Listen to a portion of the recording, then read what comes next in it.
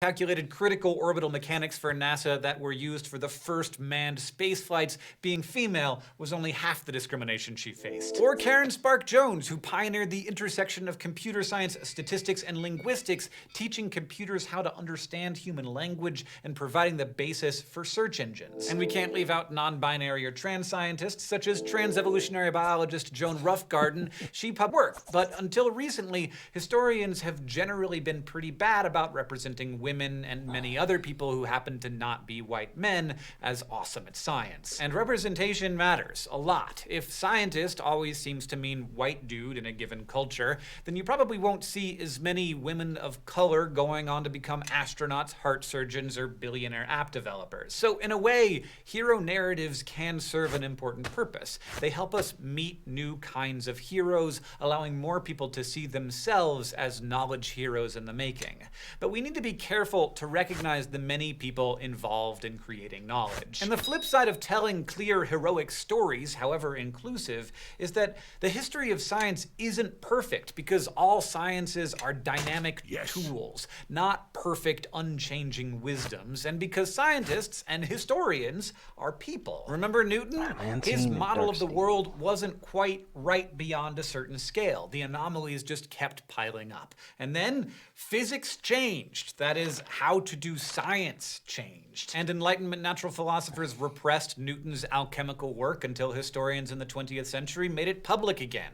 That is, how to do history changed. So while the history of science as a professional discipline began as like a list of great dead white dudes, it's changed a lot over time. Today, we talk a lot more about knowledge systems outside of the tradition of science that is called science, which, remember how the word science is only 200 years old anyway? And yes, some people think of history as one of the humanities, or studies of human cultures that are qualitative and non-predictive. But in some universities, history is a social science. However imperfectly, historians seek to amass data about a particular kind of human behavior, knowledge making, and then generate theories that explain it. Another way of thinking about doing science and doing its history as a job comes from feminist sociologist Sandra Harding. In her work, knowledge is situated. Anyone who makes knowledge has a standpoint, as does the person writing history about that person. And this standpoint isn't some subjective personal opinion, it's a way of understanding reality. So the selecting of facts that we've done throughout this show is not just about what stories we think are fun. It's a standpoint that says, hey, as far as we know, after lots of time doing PhDs and researching these topics, this is the history of science. Even though, as Allison would comment on just about every script, the stories are always much more nuanced and complex. And there are so many stories in this history, we just couldn't get to them all. We've been keeping a running list of everything that hit the cutting room floor. For example, how about birth control technologies? The pill came from synthesizing a hormone out of a raw material, a yam that grows in Mexico. The person who invented the pill was a white guy, but the people who could find the yams and work with them were Mexicans. They weren't scientists, according to the standards of the day, but in 2009, historian of science Gabriela Soto Laviaga published a whole book detailing how these yam hunters created jungle laboratories that allowed for knowledge about plants to be turned into lucrative and socially transformative pills. Or take biology in the 20th century. We just gave you the highlights. There was so much more going on. For example, did the characterization of DNA by Franklin and the whole gang in 1953 reveal the capital T truth about how organisms pass on characteristics from one generation to the next? Sort of. It did create useful facts and help spawn biotechnology as an industry, but it didn't answer a lot of other questions, like ones about epigenetics. And we've since learned that some of the early ideas about DNA are just plain inaccurate. The process of asking questions again and again and revising them in the face of failures, mounting anomalies, and outside influences is the story of science. And the history of science is a similar dynamic assemblage that we have to revisit periodically. So there you have it. Science is awesome, and its history is so fascinating that we could keep doing this show forever. So from everyone here at History of Science, thank you so much for watching. As Marie Curie said, nothing in life is to be feared, it is only to be understood.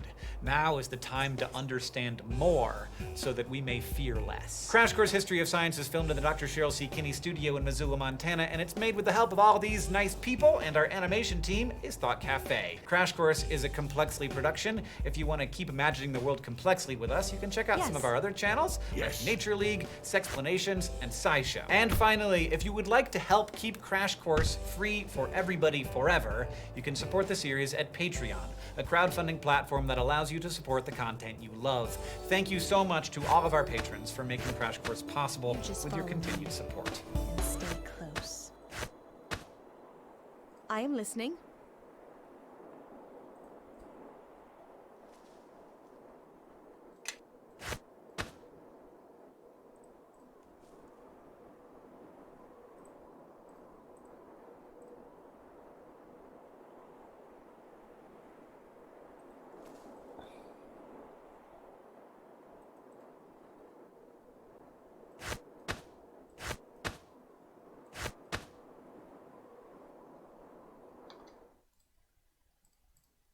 Supremacists say Candace Owens is a moron who became famous by saying all of the things white supremacists say, but she said them while being black. So they love her.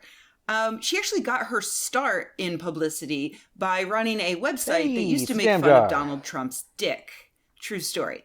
But that didn't get her enough attention. So then she moved on to going on to InfoWars and other sites like that and saying shit like, if Hitler just wanted to make Germany great and have things run well, okay, fine.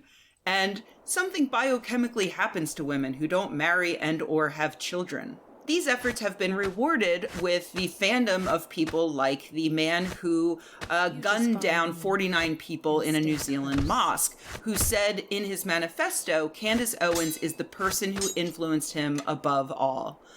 So she has good reason to be a little bit on edge, you know, when, say, a white supremacist mass murders people in a house of worship. I'm not implying that she has any kind of moral conscience. I don't think she does. But she is walking a bit of a tightrope, politically speaking. She wants to get famous by inspiring and encouraging bigots, but not so famous and not so inspiring that they mention her by name in their manifestos when they commit mass murder.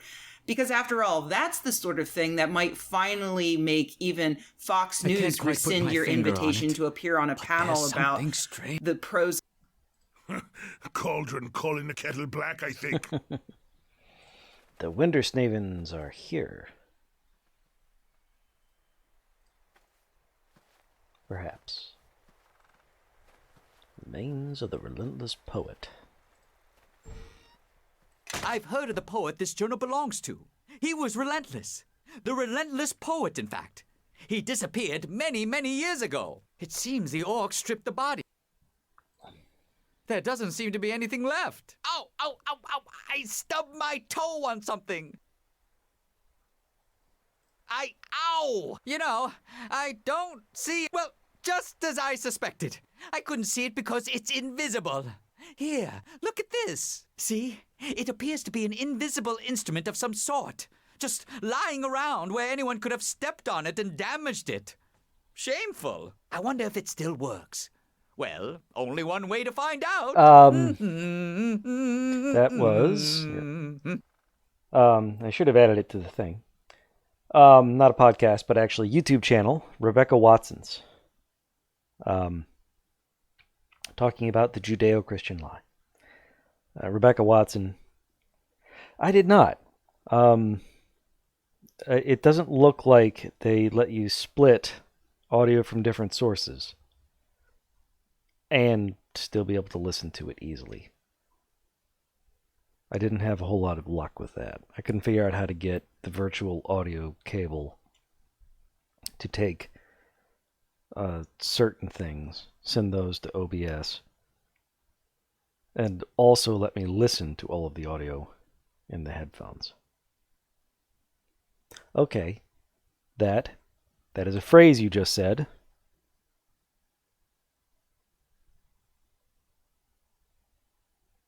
That's about all I can do with that.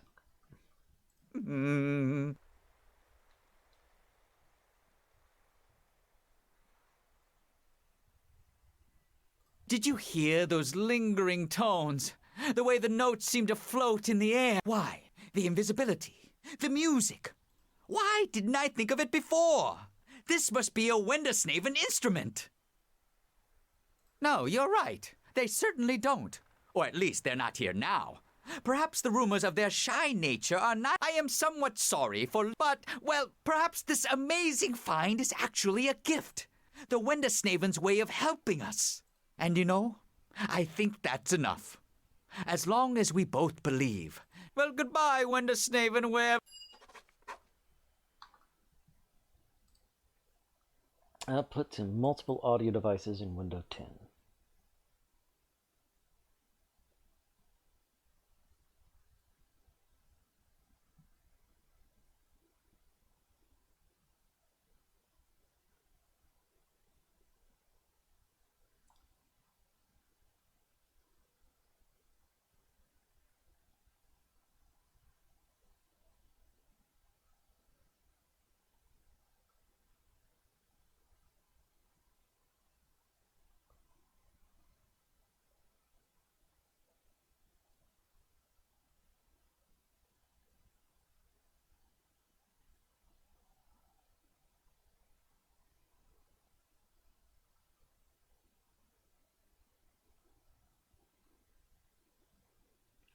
Okay, so I'm going to sounds. I can have multiple recording devices selected. Is that what that's saying? I'm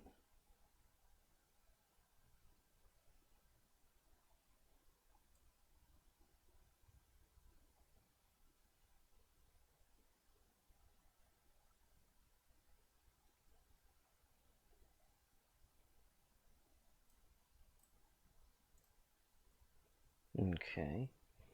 So I've got stereo mix.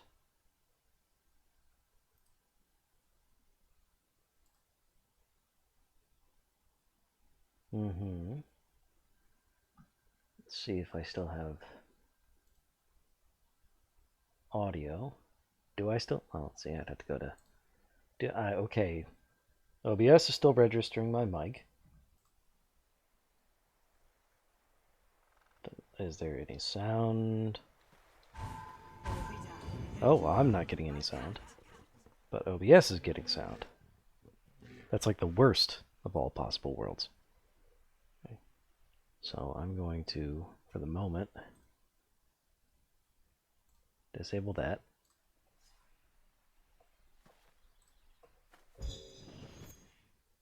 Damn it.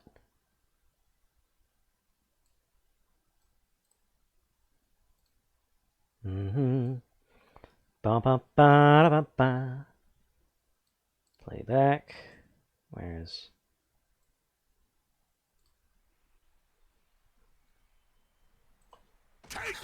okay? Now I have sound again.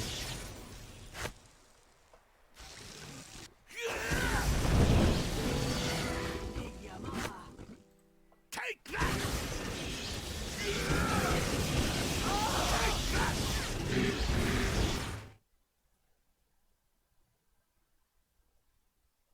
Okay.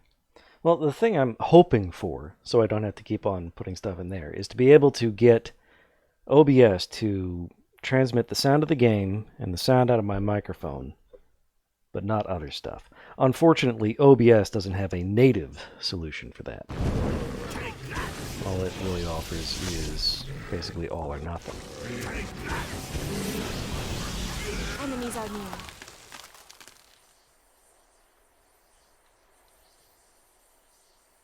Nature will have its say. I'm sorry, my spell failed.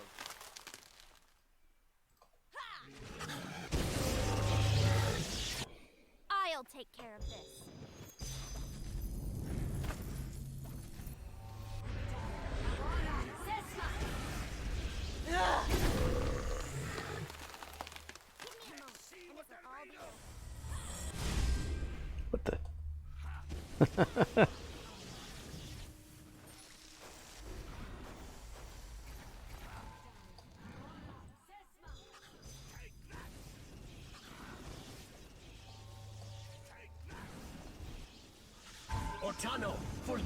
Yes, my understanding is that Windows is like the worst for recording.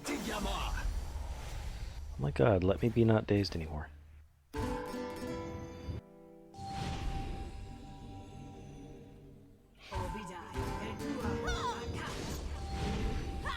Let's see what they're made of.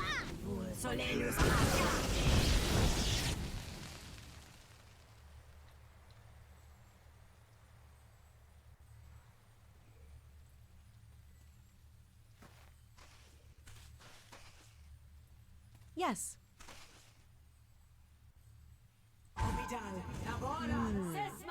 Yes.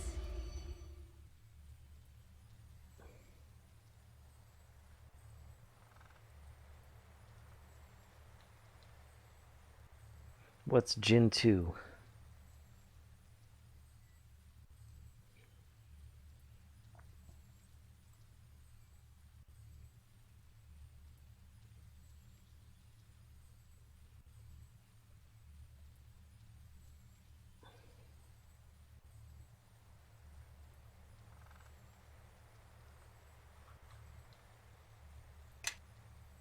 Everyone, follow me.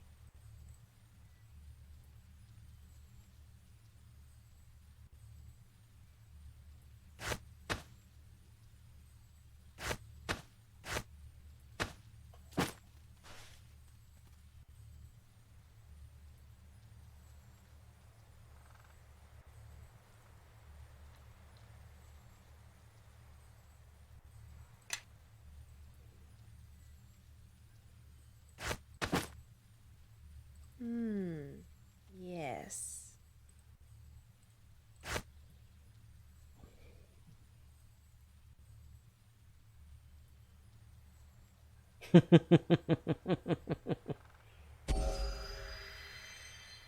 That sounds about right.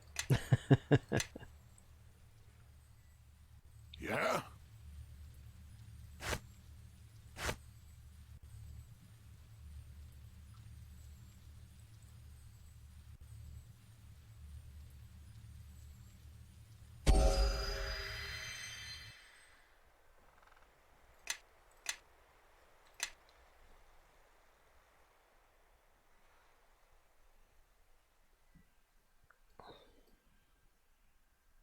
Yes?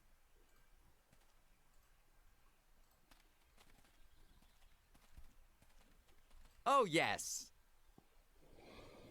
Yeah? Yes.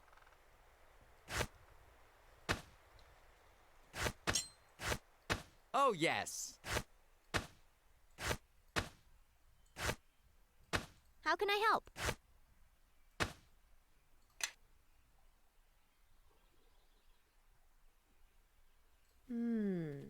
Yes.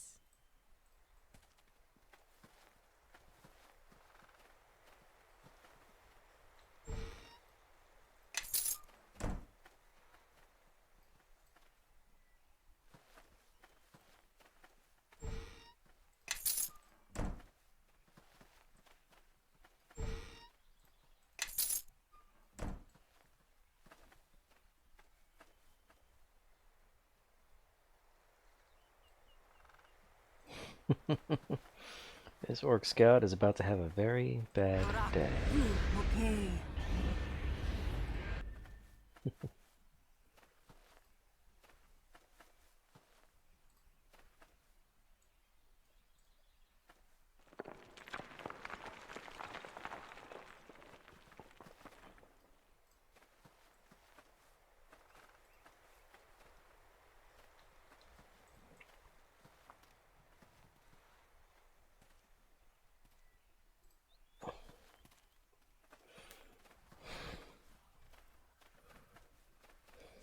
Okay, so let's try this again.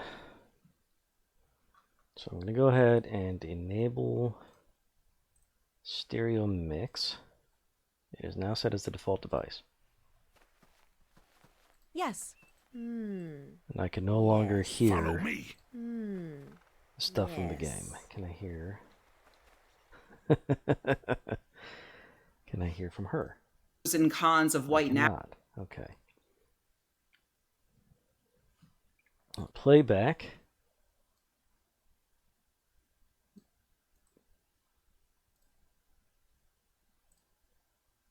There we go. Okay, I can now hear that.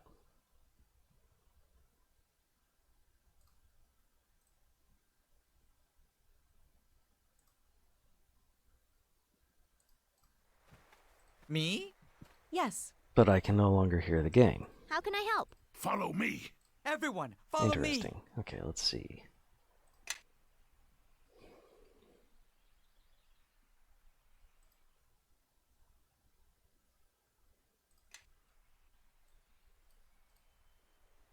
Gameplay / audio. Do.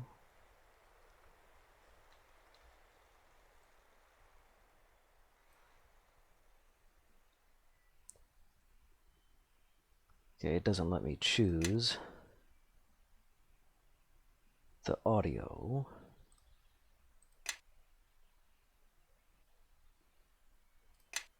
Output in this game.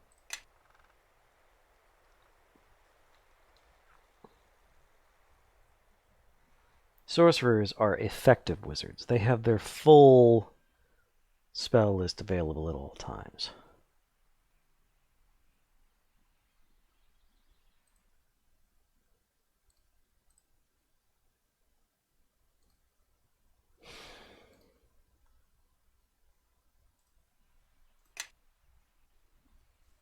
Yes. Yes. Okay, you can still hear the game, even though I can't.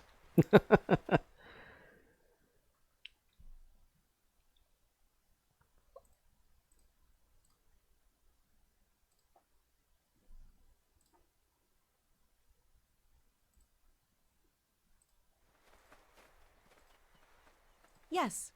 Hmm. Okay, I still can't hear it. Yes.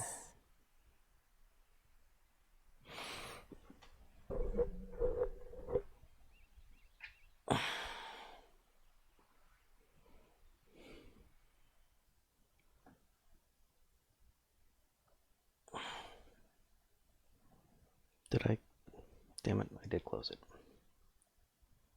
Yes. Yes. You have excellent point there.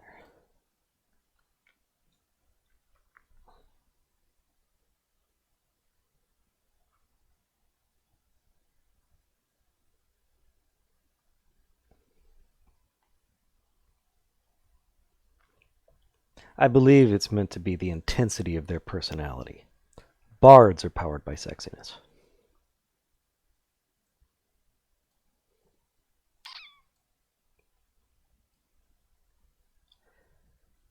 Wonder if I can do all this with voice meter rather than with this.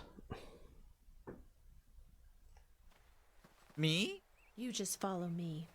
Yes. Mistake. You just Okay, I've follow now me. lost that sound.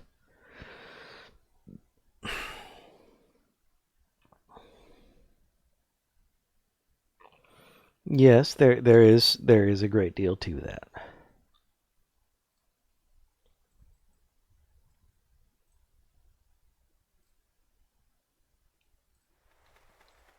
Me? Yes. Okay, and now can OBS hear these things?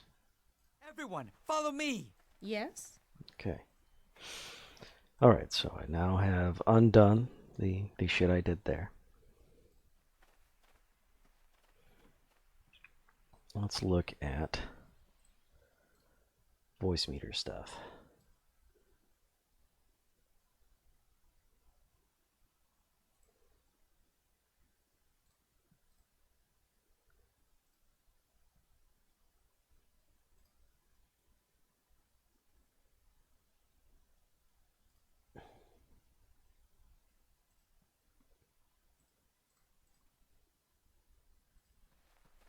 Oh, yes. Hmm.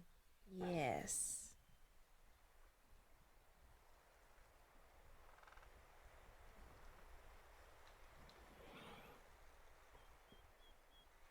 Okay, let's see.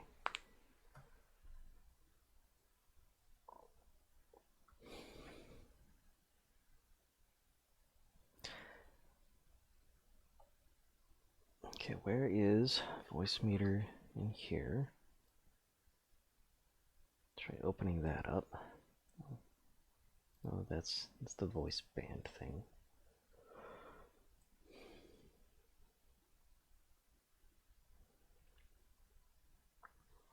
Is essentially what I'm looking to do. Wait, let's see, I think.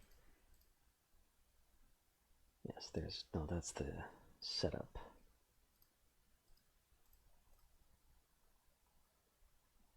That's BB cable. Where did voice meter go?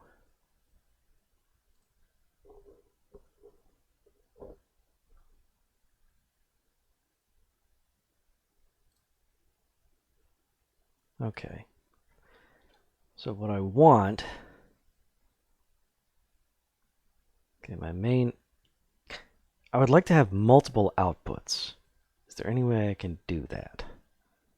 That is what I'm really looking for. That is... I need multiple inputs and multiple outputs. Okay, have fun with Gen 2.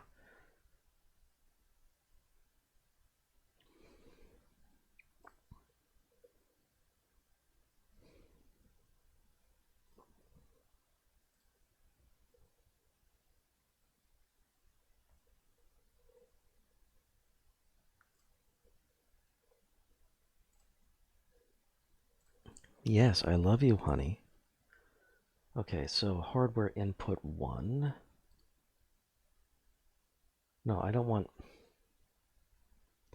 hardware inputs. I want software inputs.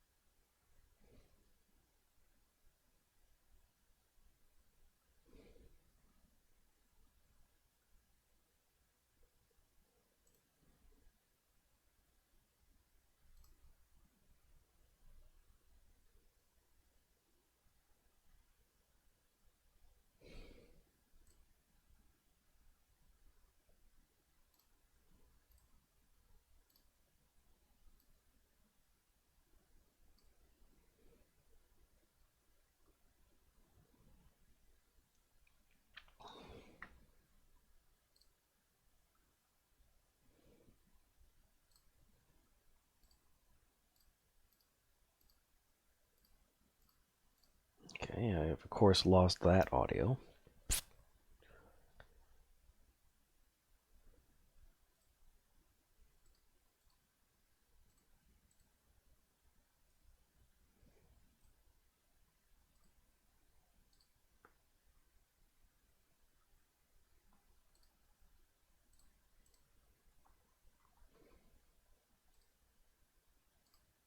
And that audio. God damn it. Which means I probably need to turn off voice meter in the task manager.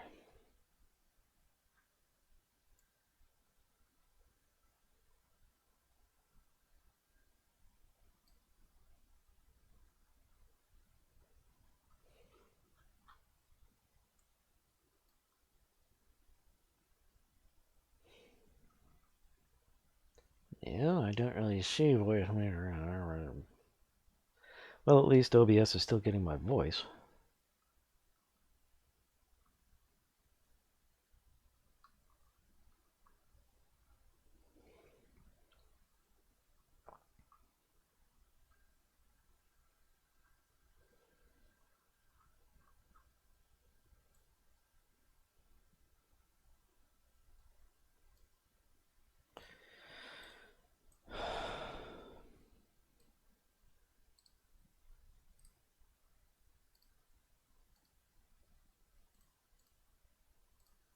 Nope, no audio.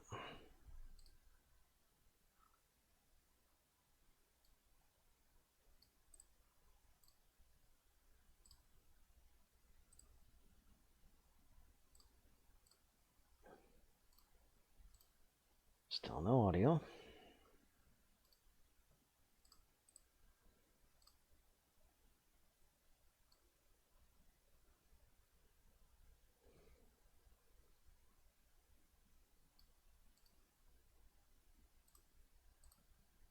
No audio.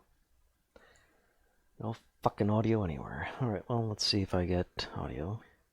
Whatever. That's why last week, when a man walked into a synagogue outside of San Diego and opened fire, murdering. I am getting that audio. I am. And so is OBS. Why the fuck am I not getting the game's audio anymore?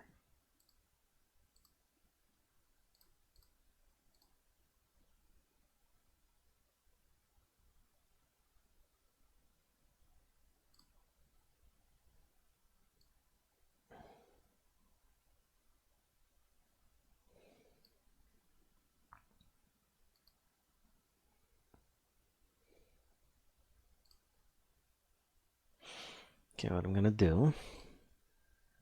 This is a bold move. Bold move. So I'm gonna try shutting down the game and restarting.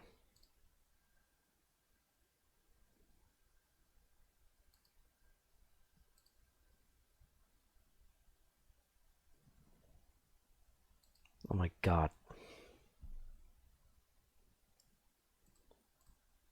Okay, it did. No.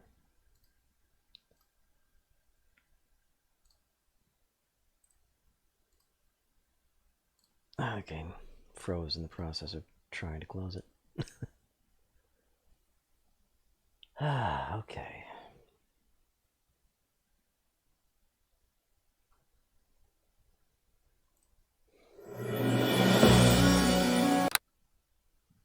Okay, I have sound again.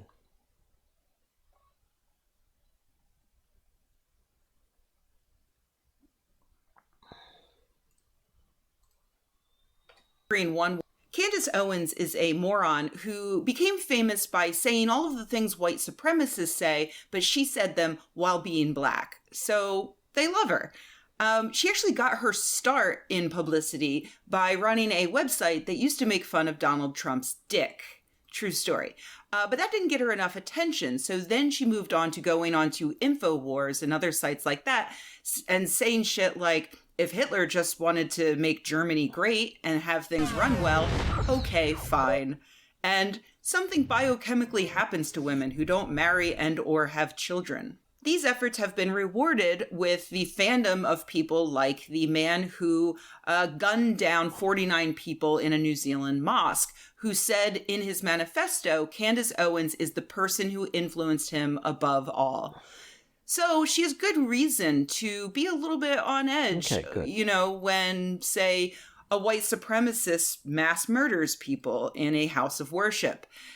I'm not implying that she has any kind of moral conscience. I don't think she does. But she is walking a bit of a tightrope, politically speaking. She wants to get famous by inspiring and encouraging bigots, but not so famous and not so inspiring that they mention her by name in their manifestos when they commit mass murder.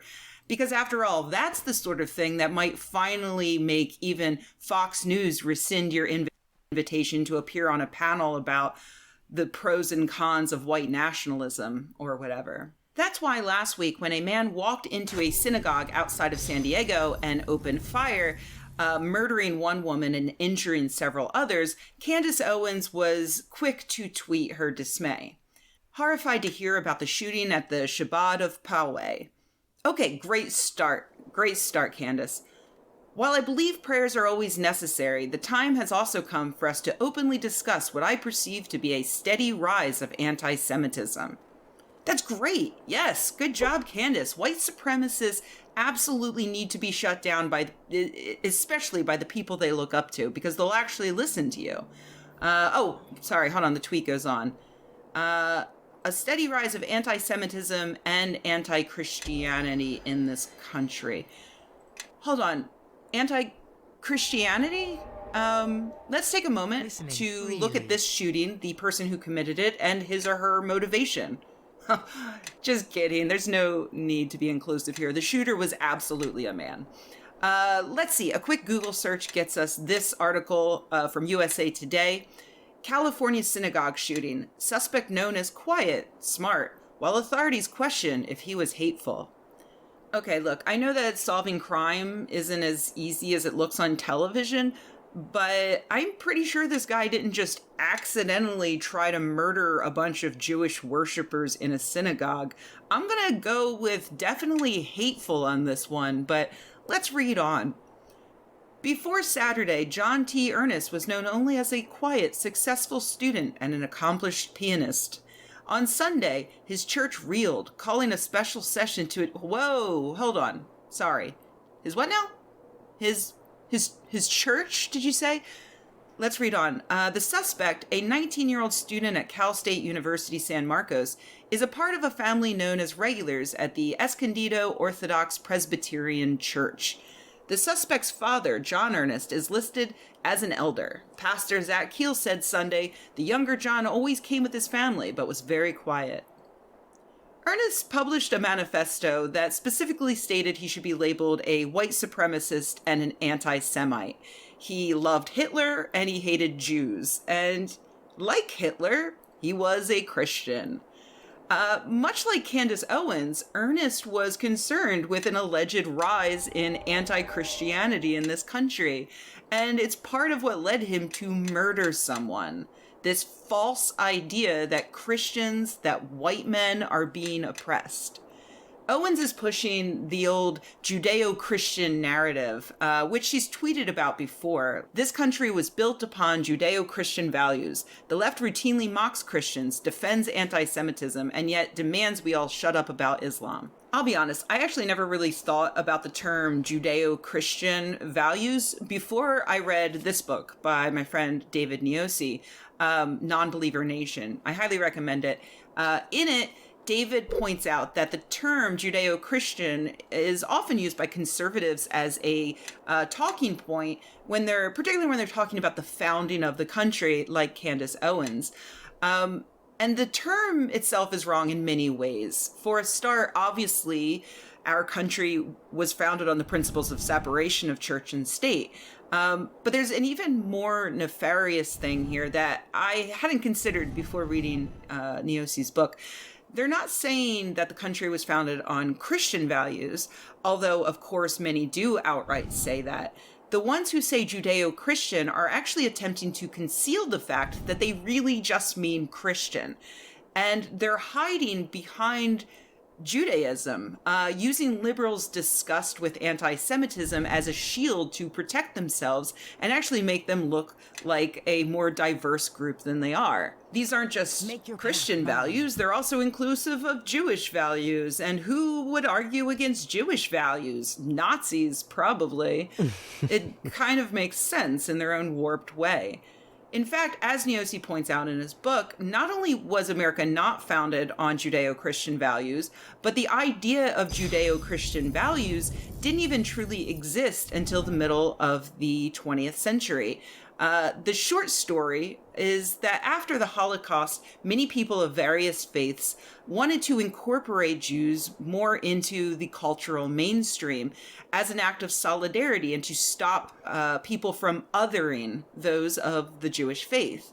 The term Judeo-Christian reminded people that much of the basis of Christianity is actually shared with Judaism. This term wasn't universally accepted even amongst Jews, with many Jews starting to feel more comfortable with the reality that their religious backgrounds, their religious lives differed significantly from that of many people living in the United States, and there's nothing wrong with that. Like, they should be able to say, hey, I don't celebrate Christmas. That's okay.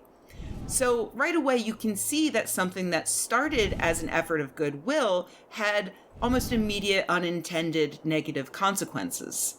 Those negative consequences are much worse today because you have people like Candace Owens who completely bungle the use of the term Judeo-Christian in several ways. First, of course, to imply that the founding fathers gave a flying fuck about incorporating the Christian or Jewish faith into our country's formation. They didn't.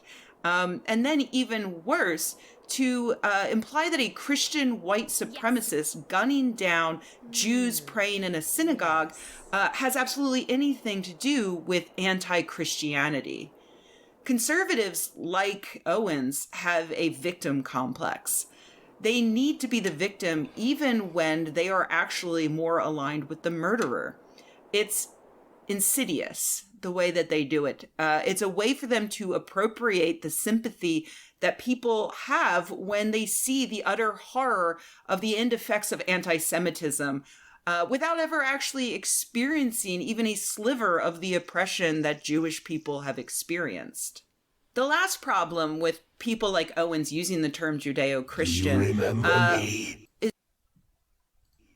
I am the one who tasted the lifeblood of several of those in Castle Never, whom you swore to protect. You should have learned then that I cannot be destroyed. Yield now, and I shall make your end quick. Defy me, and you shall die for days. You think that will make a difference? The ritual burned clean all of my ties to pathetic mortality. In Castle Never, you had the advantages of surprise and greater numbers. No, you had the advantage of surprise and greater numbers. Mine. I was Know alone that I and possess surprised. the name, but will need time to give it voice.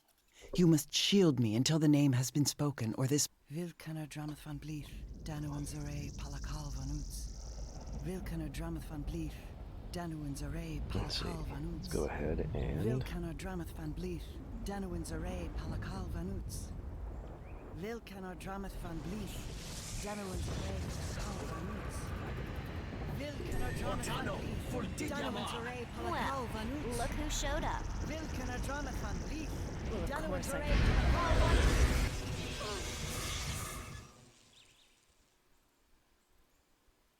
Did I cast my spell? I did. Okay, good.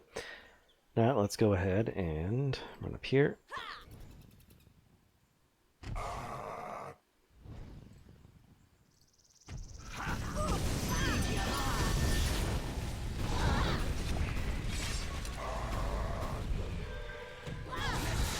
Can't see shit. Am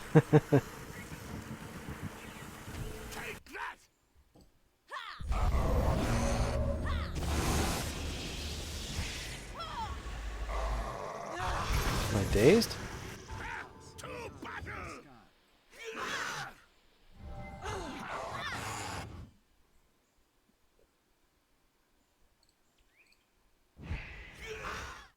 Is that though it once was meant as a way to be inclusive of a marginalized religious and ethnic group, now, today, it explicitly excludes other minorities, particularly Islam. Conservatives like Owens, as in the tweet I mentioned, use the phrase Judeo-Christian to identify with Jewish oppression, It is while at another the same shard. time continuing... Perhaps the last one we need. Perhaps. Perhaps not. It is unclear to me. But know that if we can discover how to reforge the blade, then we will have the only weapon.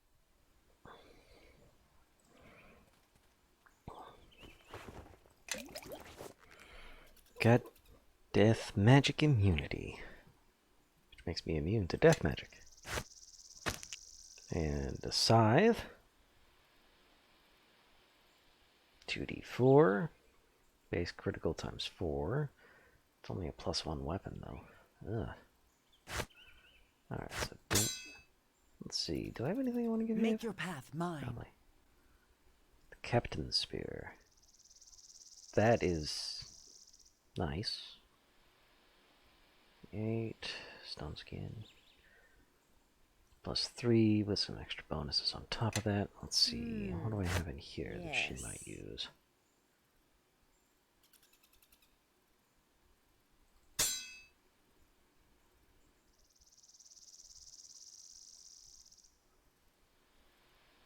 That is a katana.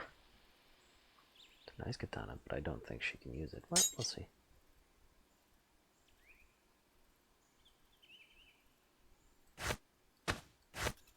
Yes. And she can use neither of those. Yeah?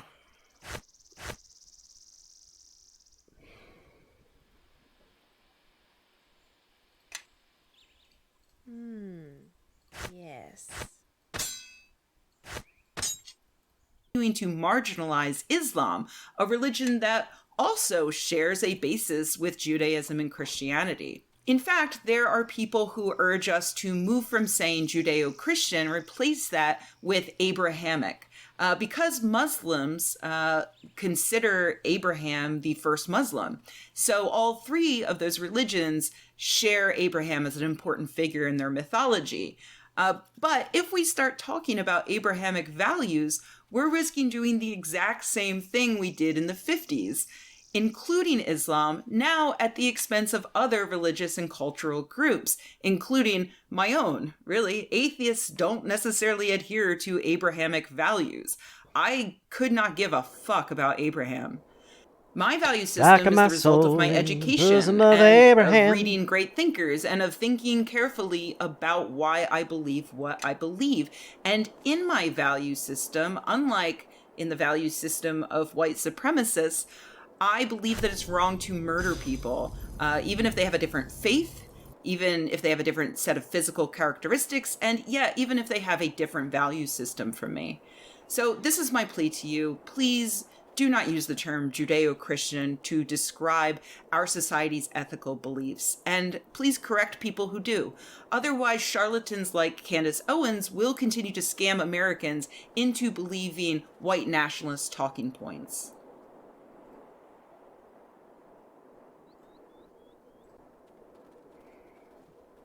Me gusta Rebecca Watson.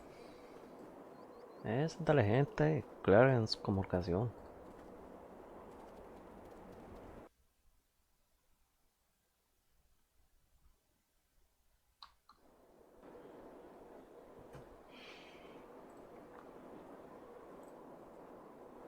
The president is in a standoff with Congress as some Democrats call for impeachment. For more on this, it's time for a closer look.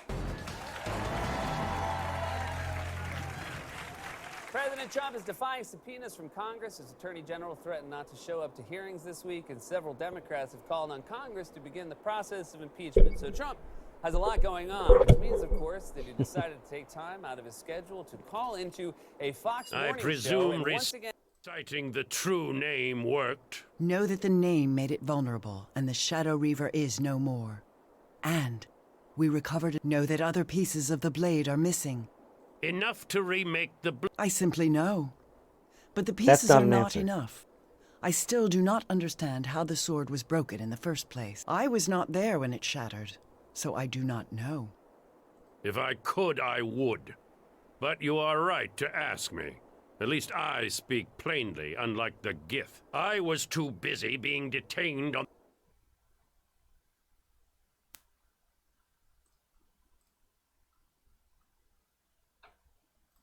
Spencer. But there is one who has had much time to consider it, and knows something of the King of Shadows. The King of Shadows has had many enemies. In the distant past, he fought an ancient dragon by the name of Nololoth, and their battle spanned the plains. Nololoth was defeated, unfortunately. He was struck down, but his spirit was chained to this realm by the Ilfarn Empire until they could find a way to heal him. He was their mercenary, you see. But neither he nor the Ilfarn were able to give the other what they needed. Nololoth was defeated, and so were the Ilfarn. Agreed. Nololoth held little else of value concerning the King of Shadows. Or so I thought until the Gith sought to enlighten us about this last shard. Suspicion is something that you know well, Amon. Know that I, too, have suspicions concerning sudden revelations, such as this dragon you have suddenly cast light upon. At some point, you will all need to trust my... It is not a question. In any event, this information may prove useless.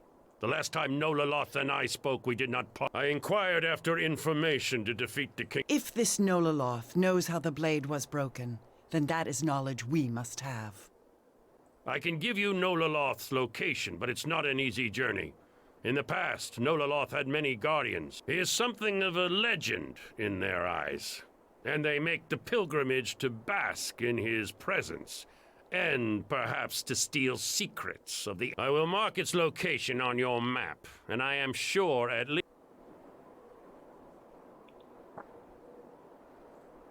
So much time on the phone that at the end of the interview, the host, Maria Bartiromo, repeatedly tried to get him to hang up. Everybody wants people to go out and find out what the hell happened. Where did all of this corruption start? When you have Well, certainly our viewers want to know. The lovers, we call them. Yeah, our viewers want to know that. An insurance policy. Mr. President, just in thank you case so much. Hillary Clinton loses, we want an insurance policy where we can get Trump out. Well, it didn't work so well, but I'll tell you what, it really hurt our country, and it hurts our country. These people are corrupt. Yeah. And then you look at a guy like Brennan with his big mouth, but it's a disgrace. Everyone wants to know, Maria, and you might be number one on the list. I watch your show. You're incredible. You may be number one on the list. Everybody wants to know, how did it start? Why did it start? What about the dossier? How much did Hillary Clinton pay for the dossier? You know she paid for it. You know, everybody wants to know about it, and that's really, hopefully they'll be going there. My God, that was like watching your grandpa try to get off the phone with his grandpa. She ran out of minutes on her plan. He's like one of those guys who calls a restaurant to place an order for delivery and then tries to have a conversation with the staff. Yeah, I'll take a large pepperoni. And hey, what's your name? You always been interested in pizza? I know it's hard to remember this sometimes, but that guy is the most powerful man in the world. He should be like doing stuff. And Maria knows, I mean, look at her face. That's the face you make when your friend says, I want to set you up with a guy, he's a count. And then halfway through the dinner, you realize she meant he can count. Oh, I know them all. 1, 2, 3, can't live without that number. But aside from rambling incoherently about whatever he was rambling about, Trump also repeated a dangerous line he's been using lately about the investigation of him and his campaign, that it was an attempted coup and the people behind it were traitors. He used it in the interview with Bartiromo and repeated it in speeches and interviews over the last few weeks. This was an attempted coup. This was an attempted takedown of a president, and they got caught. And what they did was treason. This was really It's all quite extraordinary, Mr. President. It didn't work. We caught him. Yeah.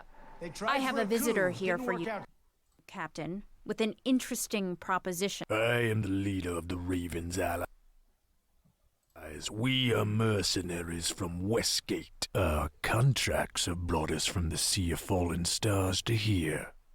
These mercenaries are better than some I've seen, but they're still in. The Ravens are capable warriors, and some of them exceed the standards we set for our recruits.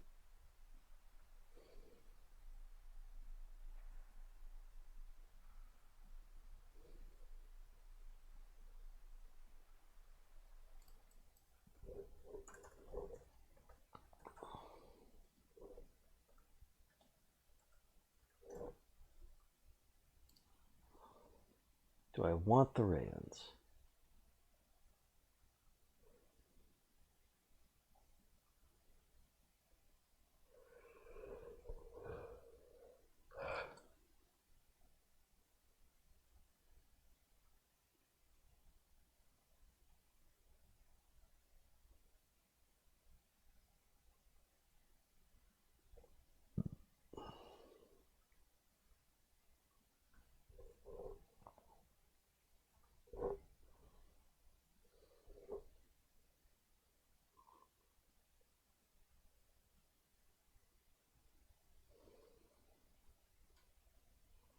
No, I don't.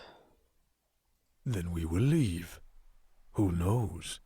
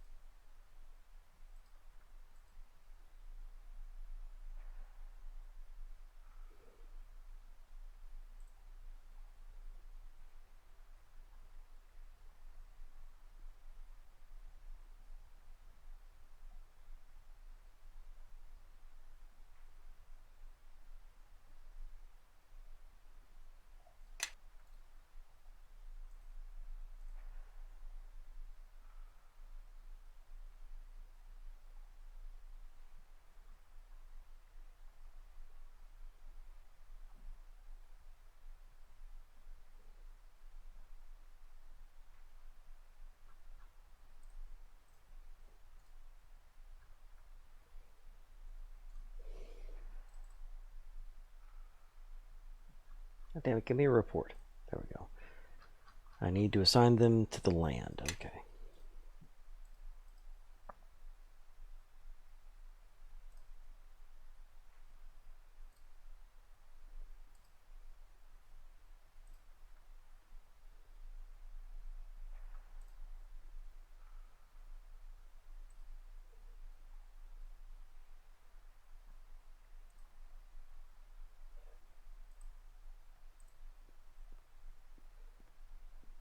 Time to talk to Gavin. Gavin over the road. He's a decent fellow. He bears a heavy load.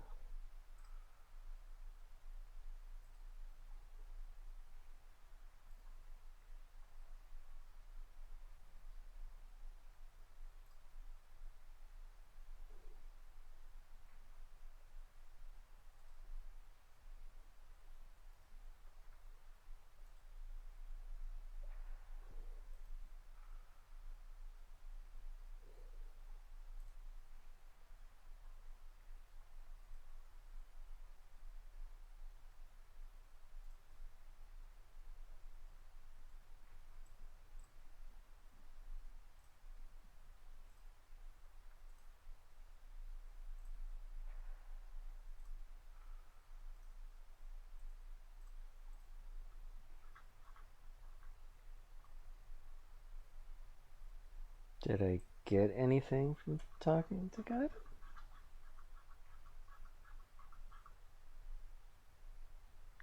It would appear that no, I did not.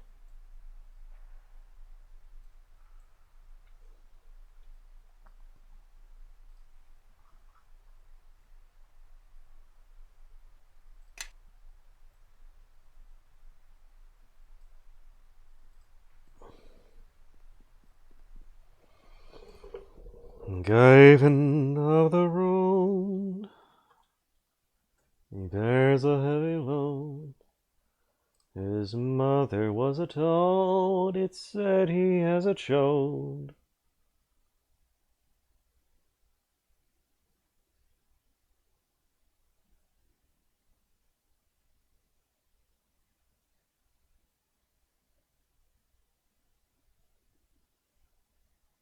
Okay. All I got was a Pathfinder feat, looks like.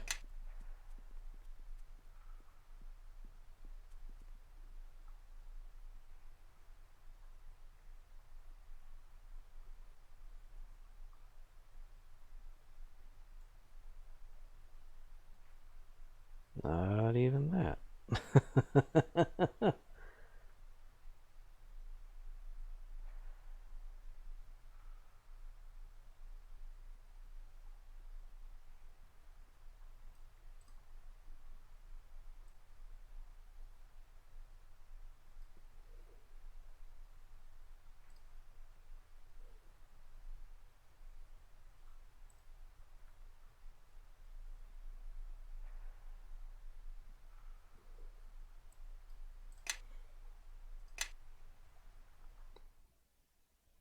So well. This was a coup. This was an attempted overthrow of the United States government. So there you go. That's what the president said. This was a coup, and the people who orchestrated it were traitors. And if there's anything Trump hates, it's traitors who try to overthrow the United States government. Oh, I've answered that question, and if you look at what I said, you will see that that question was answered perfectly. And I was talking about people that went because they felt very strongly about the monument to Robert E. Lee, a great general. Whether you like it or not, he was one of the great generals. First of all, no, he wasn't. He led an armed rebellion to bring down the United States government, and he lost. In other words, They tried for a coup. Didn't work out so well. and on top of that, I can't believe we have to keep saying this, but your response to Charlottesville was not perfect. There were no very fine people on both sides. They were literal white supremacists shouting, "Jews will not replace us," and they were carrying tiki torches, which is something we will never forget, because now, when you buy a tiki torch, you have to go out of your way to say, "We're having a barbecue." It's for barbecue stuff. But of course, Trump couldn't just stop at heaping praise on a traitorous general who defended slavery and tried to bring down the United States government. He also had to heap some praise on himself. Mr. President, how old is too old to be president? Well, I think that I just feel like a young man. I'm so young. I can't believe it. I'm the youngest person. I am a young, vibrant man. I can't believe I have to say this, but we can see you. I mean, what are we even supposed to do with that information? That's a 72-year-old president of the United States, a man who spends most of his time watching cable TV and riding around in a golf cart and stands like he's in Weekend at Bernie's. I mean, here he is at his golf club recently with fellow lumpy grandpa Rush Limbaugh. I mean, look at that. It's like an episode of Star Trek where a transporter malfunction creates a second Trump. In a case defending Robert E. Lee or calling himself a young, vibrant man wasn't enough, Trump also made a bunch of public appearances where, as usual, sounds came out of his mouth that sounded vaguely like human words. Look, it's a rigged system, okay? If I told you how crazy it is, the web, it's a web. You need 193 IQ to even understand this web of geniuses. They put this thing to lower a drug price. It has 19 effects here and 27. We got it down, and we're getting it down further. We have the smartest people, the best people in that world working on it. This treaty threatened your subjugate, and you know exactly what's going on here. Your rights. I always say this because as good as that equipment is and its genius, the greatest equipment in the world is a dog. Dogs, a certain type of German Shepherd in particular, dogs do a better job than $400 million worth of equipment. I mean, good Lord, it's like getting cornered at a party by a guy who's almost run out of cocaine. I use a dog, though. That's what I use. The only thing that's impressive about Trump is that the range of subjects he rambles about gets wider and wider every day. Most of the time, he'll say the same stuff over and over about building a wall or crooked Hillary or fake news, but once in a while, he'll mix in something totally crazy, like smart dogs with high IQs or whatever the hell he was talking about. Honestly, there's a good chance someone switched his Fox News to an episode of Wishbone and he thought it was real. You have to see these dogs so smart. Follow me. So solving mysteries. How can I help? Also, can we... Yes. Can we hear the crowd reaction to that line? The greatest equipment in the world is a dog. Dogs, a certain type of German Shepherd in particular. The weirdest thing about being at a Trump speech is those moments you have to hesitantly clap for stuff you know you don't understand. Like, yeah, dogs. Yeah, the best equipment's a dog, right? You didn't elect a maniac, right? Yeah. Yeah. Because all this dumb stuff keeps happening, it's impossible to remember. The special counsel Robert Mueller's final report came out less than 2 weeks ago, and it confirmed much of what we already suspected about Trump, including the fact that he and his team openly welcomed the help of Russians seeking to interfere in the election and repeatedly lied about it and tried to interfere in the investigation of it. We've basically known that for 2 years, but now we have a 400-page report to prove it. I mean, even the page count looks bad for Trump. If you hired a private detective to find out if your wife is cheating and he sent you 400 pages, you wouldn't even read them. You'd go straight to your lawyer's office. Like, Chad has his own section? And let's remember, the report specifically listed 10 times Trump may have obstructed justice, and Mueller's team even went out of their way to say explicitly that they could not exonerate them. Instead, Mueller specifically turned it over to Congress. While Mueller stopped short of taking a position on obstruction, his words suggest Congress now has a role to play.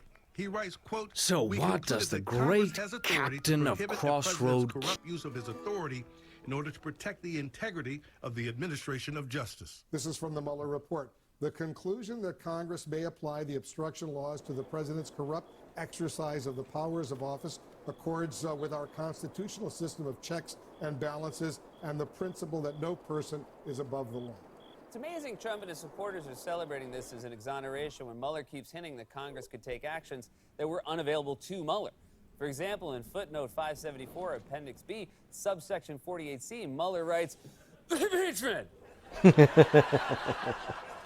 The facts couldn't have been any clearer in Mueller's report. Congress has the authority to investigate Trump for obstruction of justice and hold him accountable for it. This is why we have a Congress, to rein in a lawless president. You have all the evidence you need, but if you still want to find more evidence, just remember, the greatest equipment in the world is a dog.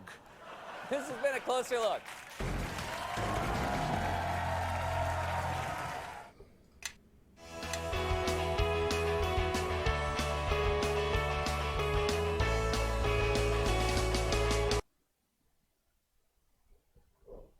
Welcome to The Late Show.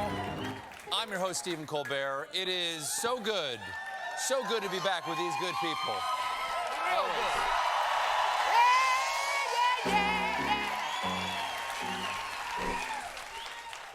Great to be off. Good to be back. It was, we were off for a week, right? A week?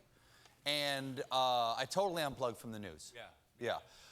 So you can imagine my surprise this morning when I tuned back in and discovered that Donald Trump is still president? Did no one read the Mueller report? But here's the good news is there is an election scheduled for 2020. And last week... They're excited. Last week, someone new entered the race. And I'll tell you all about it in tonight's Doing It Donkey Style. College! Now, when last we met, a lot of establishment Democrats were wringing their hands about stopping Bernie Sanders, okay? They were afraid that he's unelectable because he's 77 years old. Well, enter a plucky, young up-and-comer, a full 14 months younger than Bernie, former vice president,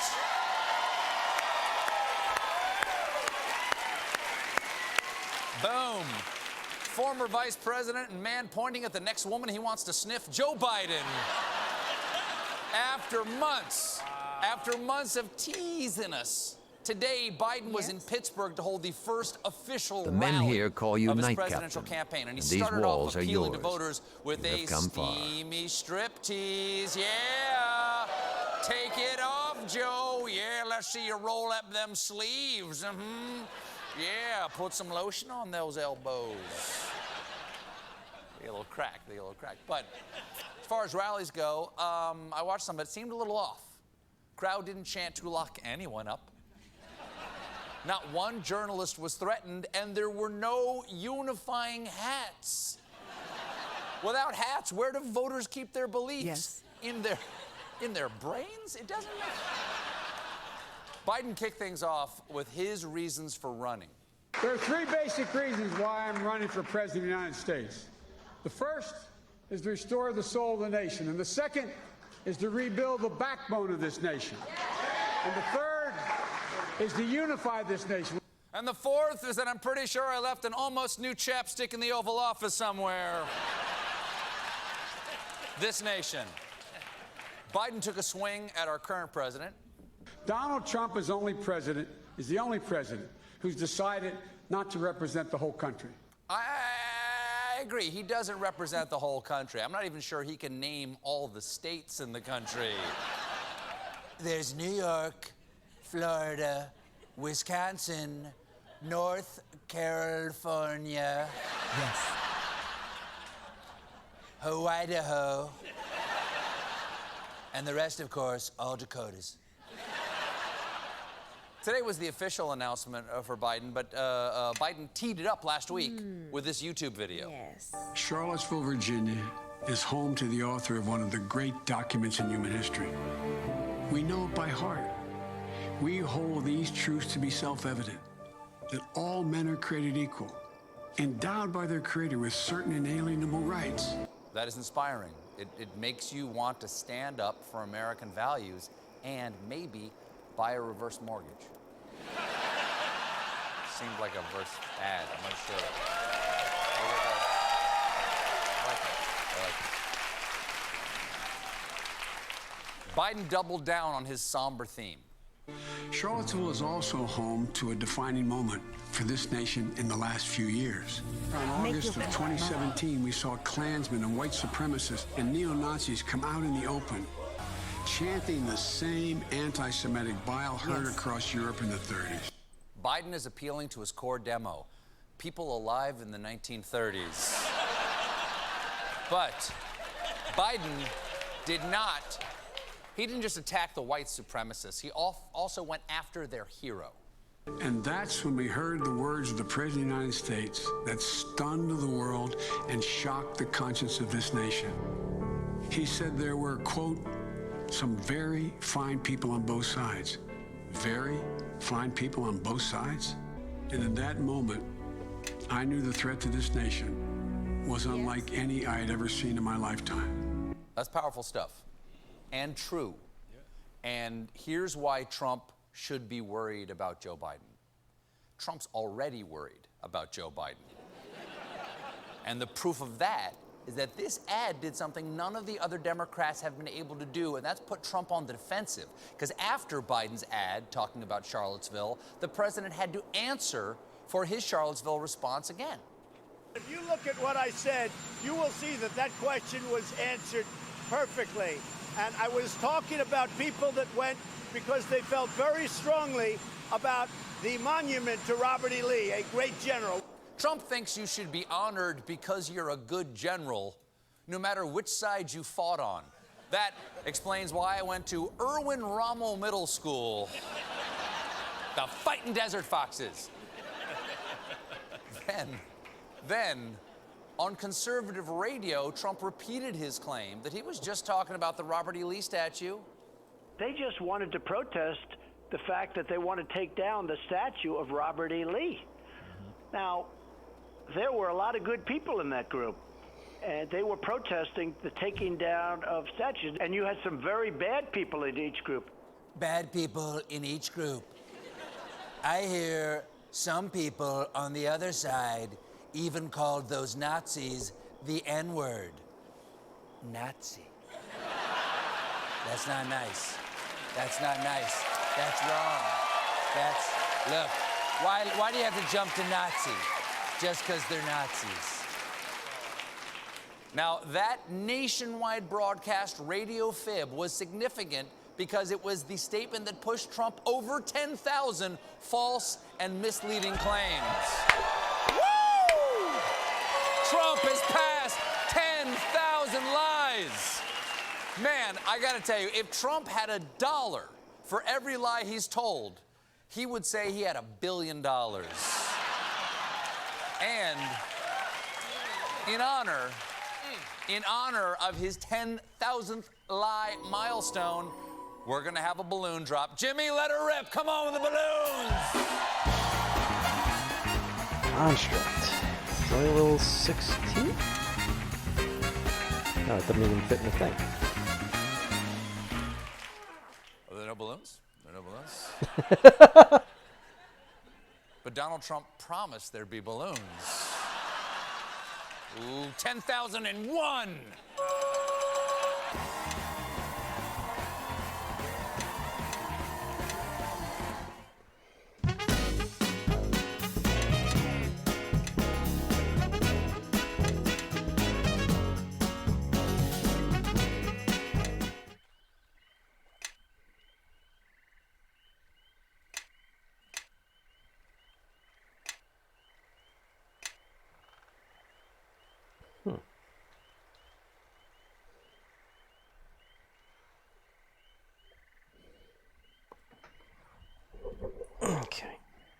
Come on up, darling. Okay.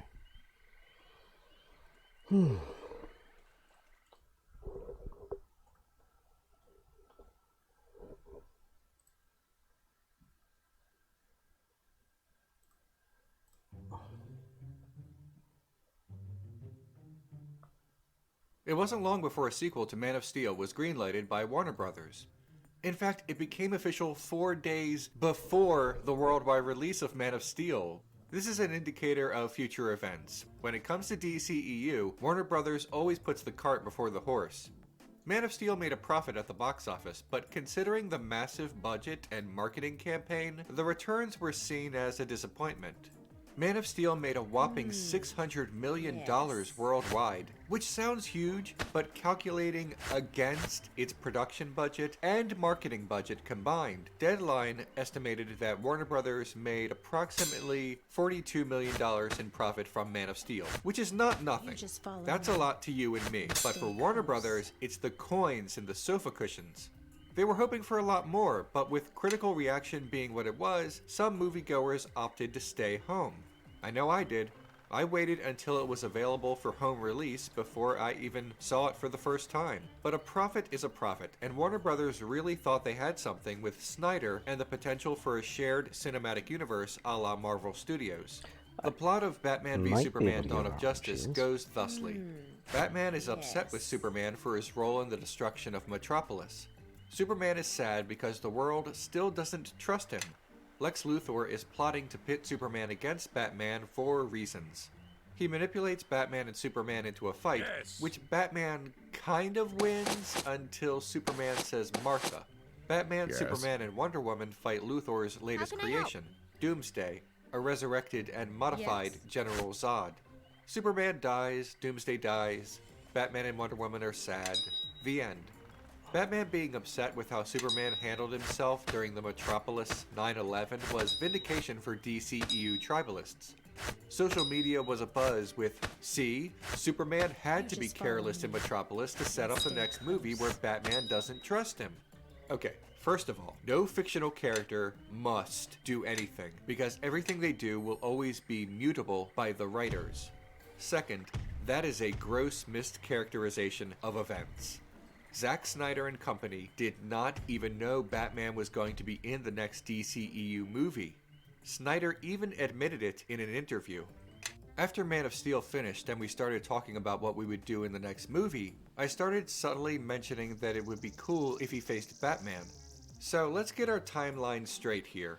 Nothing that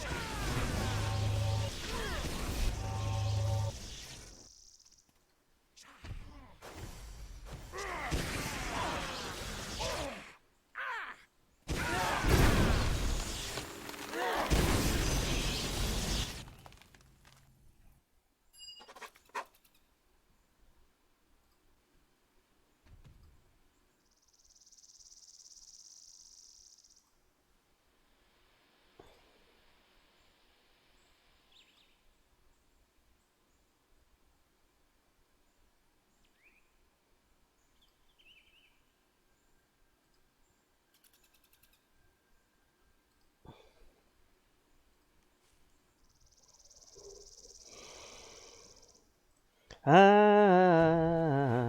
am super duper noble. happened in Batman v Superman Dawn of Justice was purposefully set up in Man of Steel. There was no plan, no direction, no momentum. According to David S. Goyer, some of the Easter eggs in Man of Steel were put there in the hopes of creating sequels, but the idea for Batman fighting Superman was simply not in the cards, nor was his anger about Metropolis being the motivation in the film. The fact that there's an Easter egg of a Wayne Enterprises logo on a satellite does not mean Batman was being set up in Man of Steel. There's a Booster Gold reference in Man of Steel too. I'm sorry, but the Wayne guy man was going to be mutable by the writer. A buzz with Superman. Batman is upset with Superman for his role in the destruction of Metropolis.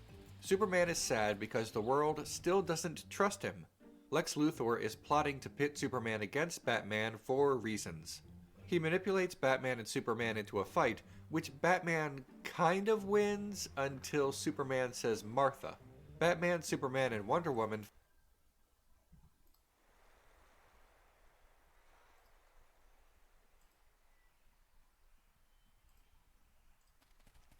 fight Luthor's latest creation, Doomsday, a resurrected and modified General Zod.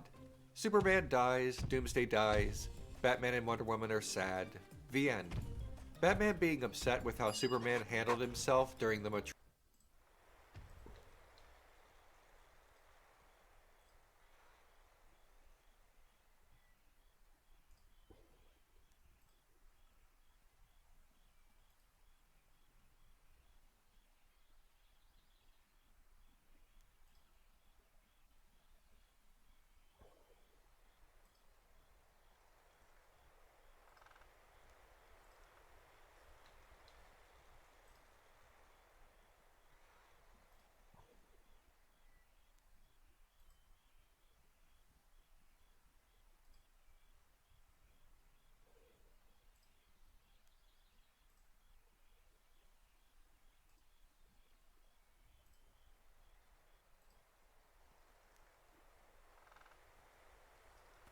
Metropolis 9/11 was vindication for DCEU tribalists. Social media was abuzz with, see, Superman had to be careless in Metropolis to set up the next movie where Batman doesn't trust him.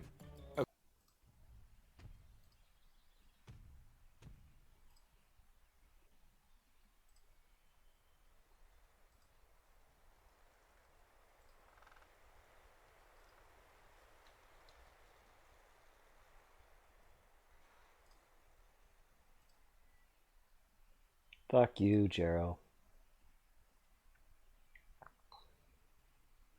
Follow me.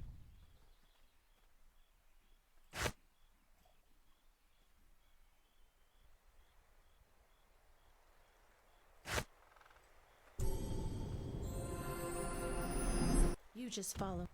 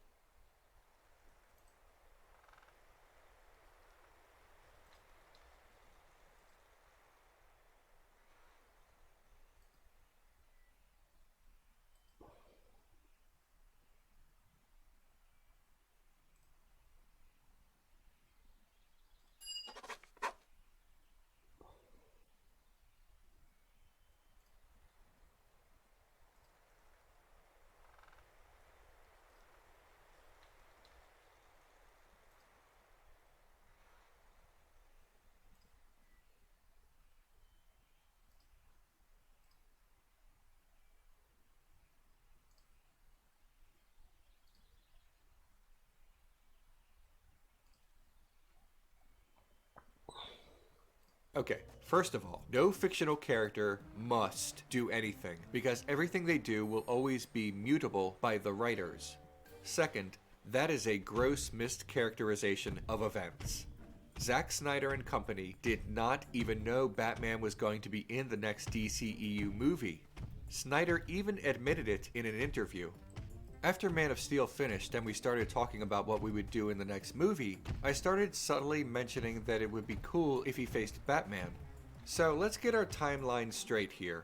Nothing that happened in Batman v Superman: Dawn of Justice was purposefully set up in Man of Steel.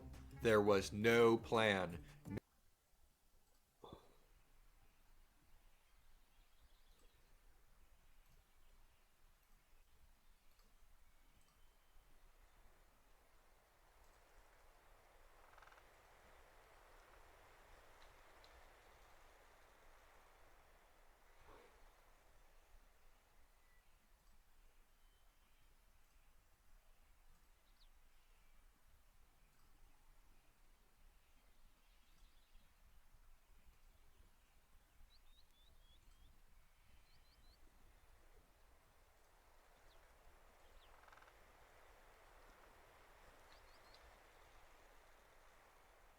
Layers within the present. Always I see the shard. The wound. Wounded land. Oh, that's kind of harmless. Trap the townsman to bring me here.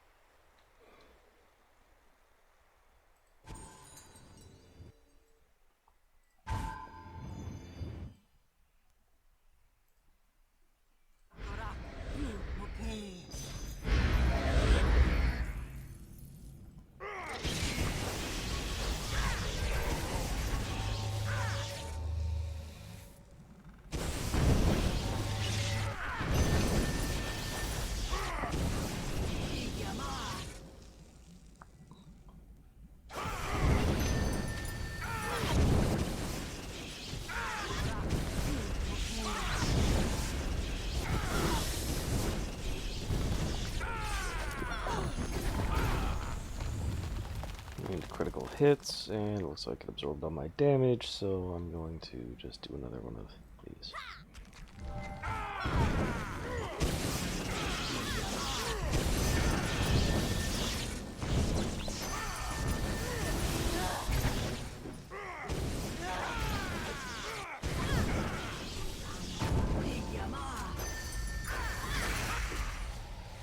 Wait.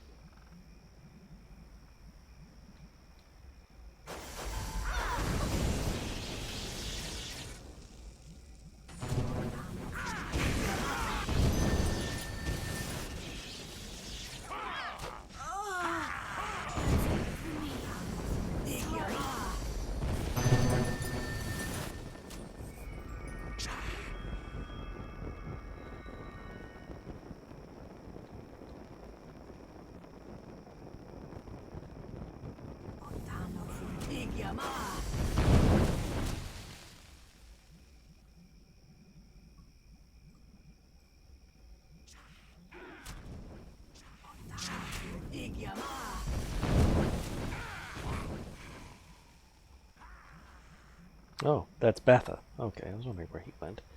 Alright, now I'm going to come over here. Because that guy and his crossbow were kind of annoying.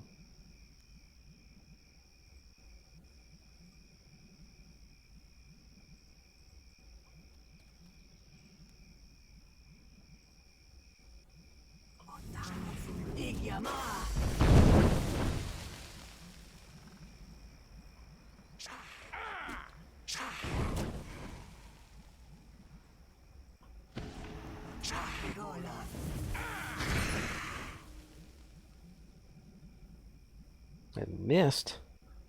Gasp of shock and alarm. No direction, no momentum. According to David S. Goyer, some of the Easter eggs in Man of Steel were put there in the hopes of creating sequels, but the idea for Batman fighting Superman was simply not in the cards, nor was his anger about Metropolis being the motivation in the film.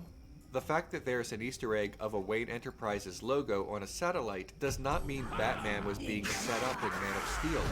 There's a Booster Gold reference in Man of Steel too. I'm sorry, but the timeline does not lie. None of this was planned. The creation of the DCEU did not begin in earnest until the casting for Batman v Superman, meaning figuring out Batman, Aquaman,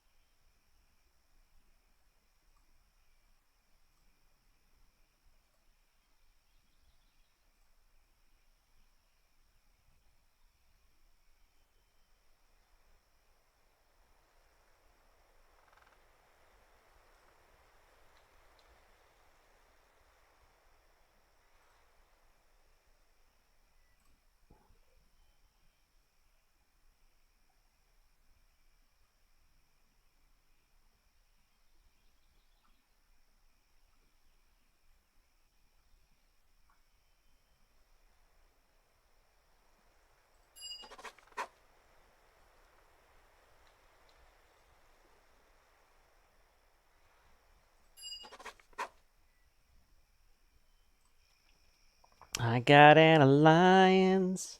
I got some new toys. I also leveled up.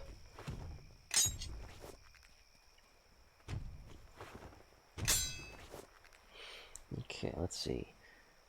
Gray robe. I have to be neutral for that, so that's why that's no good. But I can put. I can give it to sand eventually.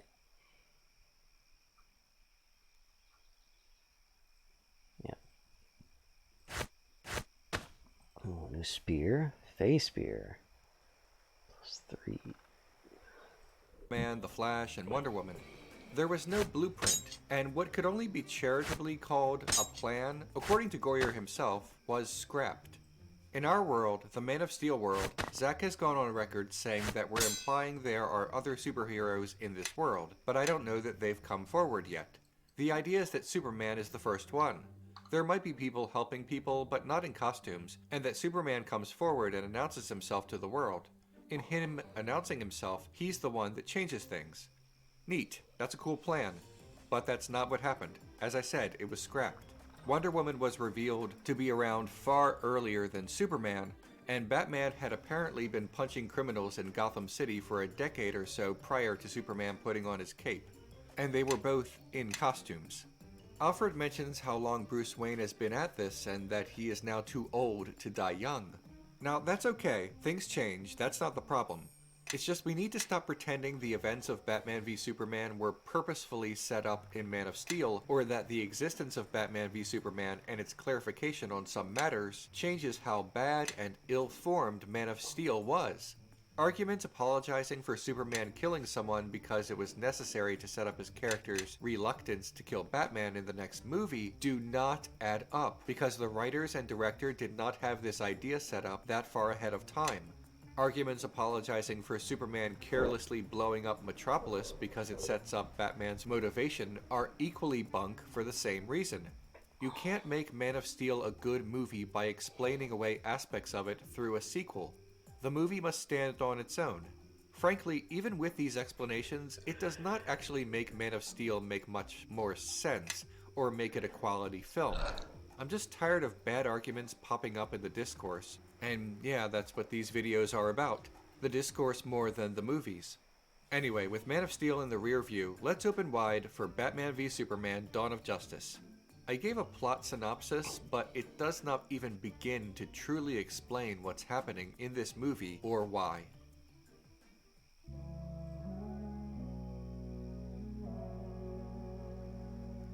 Batman v Superman: Dawn of Justice is not only a conflict between two bespandexed superheroes with emblems on their chests and the better part of a century of source material history. It is, on paper, a conflict between two worldviews, two political positions, two complete opposites. Two beings who are diametrically opposed in every conceivable way, except their mother's first name. That is why the whole Save Martha thing is supposed to have emotional resonance. It's a, we're not so different, you and I, sort of moment. I'll get into that more later, I don't want to deviate right now. In the screenplay, and therefore in the dialogue, characters reference the fact that Superman and Batman are total opposites. God versus man. Day versus night. Even to the point of cringe-worthy meta in-jokes. Nobody cares about Clark Kent taking on the Batman. Ha, ha, ha. Question mark? See, on paper, the movie is telling us that Batman and Superman are polar opposites. Batman himself references this when he calls Superman a god, and that gods are not brave, men are brave because they have something to risk. He doesn't say that last part though, the part about why men are brave and gods are not, the risk thing. That's just what I read between the lines there. Anyway, B is night, and human, and brooding, and dark, and S is joyous and optimistic, and so they must V. Except, is Superman the opposite of Batman in the movie? Yes, in deeply rudimentary ways, like their difference in power levels, of course, sure. But the movie never speculates on who is physically stronger because we already know Superman is. The movie tries to contrast their ideologies and their personalities, but the thing is, their personalities and ideologies are not too different.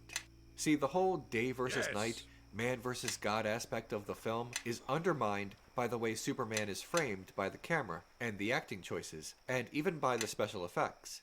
Traditionally speaking, Batman is portrayed as a brooding figure. He stalks the streets of a city with a deeply worrisome crime rate, and his villains are generally insane. Batman is portrayed as pessimistic, or at least troubled. Batman always looks like he's doing his best under difficult circumstances, but those circumstances rarely get any better. Superman is traditionally portrayed as the opposite. He flies above the city of tomorrow. He is nigh invulnerable, and that may have something to do with the fact that he looks like he's emotionally handling his job better than Batman. Superman is beloved, whereas Batman is feared. Superman sees the best in people, whereas Batman is skeptical. In theory, this conflict of worldviews and ideologies makes sense, but the movie does not frame Superman as being particularly different than Batman due to the way film language works. When Superman is Superman and not Clark Kent, he rarely speaks. In fact, even when he's Clark Kent, he is often alone with his thoughts. Superman is shown in montage performing godlike feats of strength, but the Man of Steel is mostly seen in shadow, or looking off mournfully in the distance, or struggling with something, or screaming with burning red eyes like a demon. The screenplay tells us one thing, but the visual language tells us another. It creates a dissonance that is uncomfortable to watch, and unsatisfying to see play out. At the risk of incurring a tribalist reaction, when Captain America's Civil War set up a conflict between Iron Man and Cap, they explained their worldview differences in such a way that was not only clear but compelling. It was done in such a way that audiences could easily side with either character. In Batman v Superman, Batman is a brooding sad sack, and so is Superman. Their ideologies are thus: Batman thinks Superman is dangerous. Superman thinks Batman is dangerous. It's not an opposite of worldview, they're just opposed. It's not really opposites except that they mistrust each other. Their differences and personalities are not pronounced enough. In every other portrayal of these characters, they are, sure, but in this movie, they are not. A movie cannot rely so heavily on audience foreknowledge of characters to let us all fill in the blanks. Now, I want this to be clear. This is not some fanboy cry about why Superman doesn't act enough like Superman in this Superman movie. That doesn't mean that much to me, and frankly, I'm not too interested in adding to rage about this film that is purely based on so-called ruined childhoods. It's a valid feeling to have, because your feelings are your own, but it's not a helpful position when discussing the actual merits of a film. This complaint about Superman being too similar to Batman in the movie is structural. It creates an incongruity between what the screenplay is explicitly telling us and what the framing of the camera is telling us. I've heard some people claim that Superman as a character does not work in Man of Steel and Batman v Superman because the world is too dark for Superman, but that ignores contrast between the conflict of the world and character in a narrative. In all Superman's stories, he is a light in the darkness. The world is facing a huge challenge, and Superman steps up with a big smile on his face and conquers it. He could have been that way in this movie too. Instead, he's just another corner of the shadow. He is as bleak as everything else in the film, including but not limited to Batman. But his similarity to the Dark Knight is not the only reason why Superman does not work in the DCEU. In order to understand why Superman does not function well as a character with whom the audience can empathize, we need to first understand how characters work in a screenplay. And since Superman shares top billing with Batman, we will consider him on equal footing here, even though he is in slightly less of the film than his counterpart. When a point of view character or protagonist of a film makes choices, it reveals to the audience things about that character. The choices also affect the plot directly and help the audience empathize with the character. A character has a goal and different choices about how to reach that goal. One path might be more dangerous, or one path might be morally questionable. It's in these choices that we learn about the character, and it's also in these choices that the character follows their arc. Pop quiz. Throughout the film, what would you say is Superman's goal? It's not to fight Batman, because he doesn't even consider Batman a threat to himself until halfway through the fight, which is more than 2/3 of the way through the film. The audience might see that as his goal because they read the title to the movie, but the character, Superman, does not. Is it to expose Batman through journalism? Maybe. He does try this, but it seems secondary to his daily concerns. For Batman, facing off against Superman is his goal.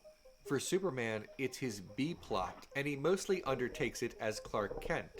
Superman has more pushback from Perry White than Batman. Is Superman's goal to prove to the world that he can be trusted? Maybe, but his obstacle is muddied here. Who is opposing him? Sure, Lex Luthor, but Superman doesn't even know that until very late in the movie. If a character doesn't know what his obstacles are, or what his goal is, he cannot be written to make choices to overcome said obstacles or achieve said goals. Because Superman's goal throughout the movie is unclear, his choices become less important, and we learn less about his character. He's an action figure, not a character. So if you watched Batman v Superman and you were wondering why you felt so cold toward the big blue Boy Scout, this might be why.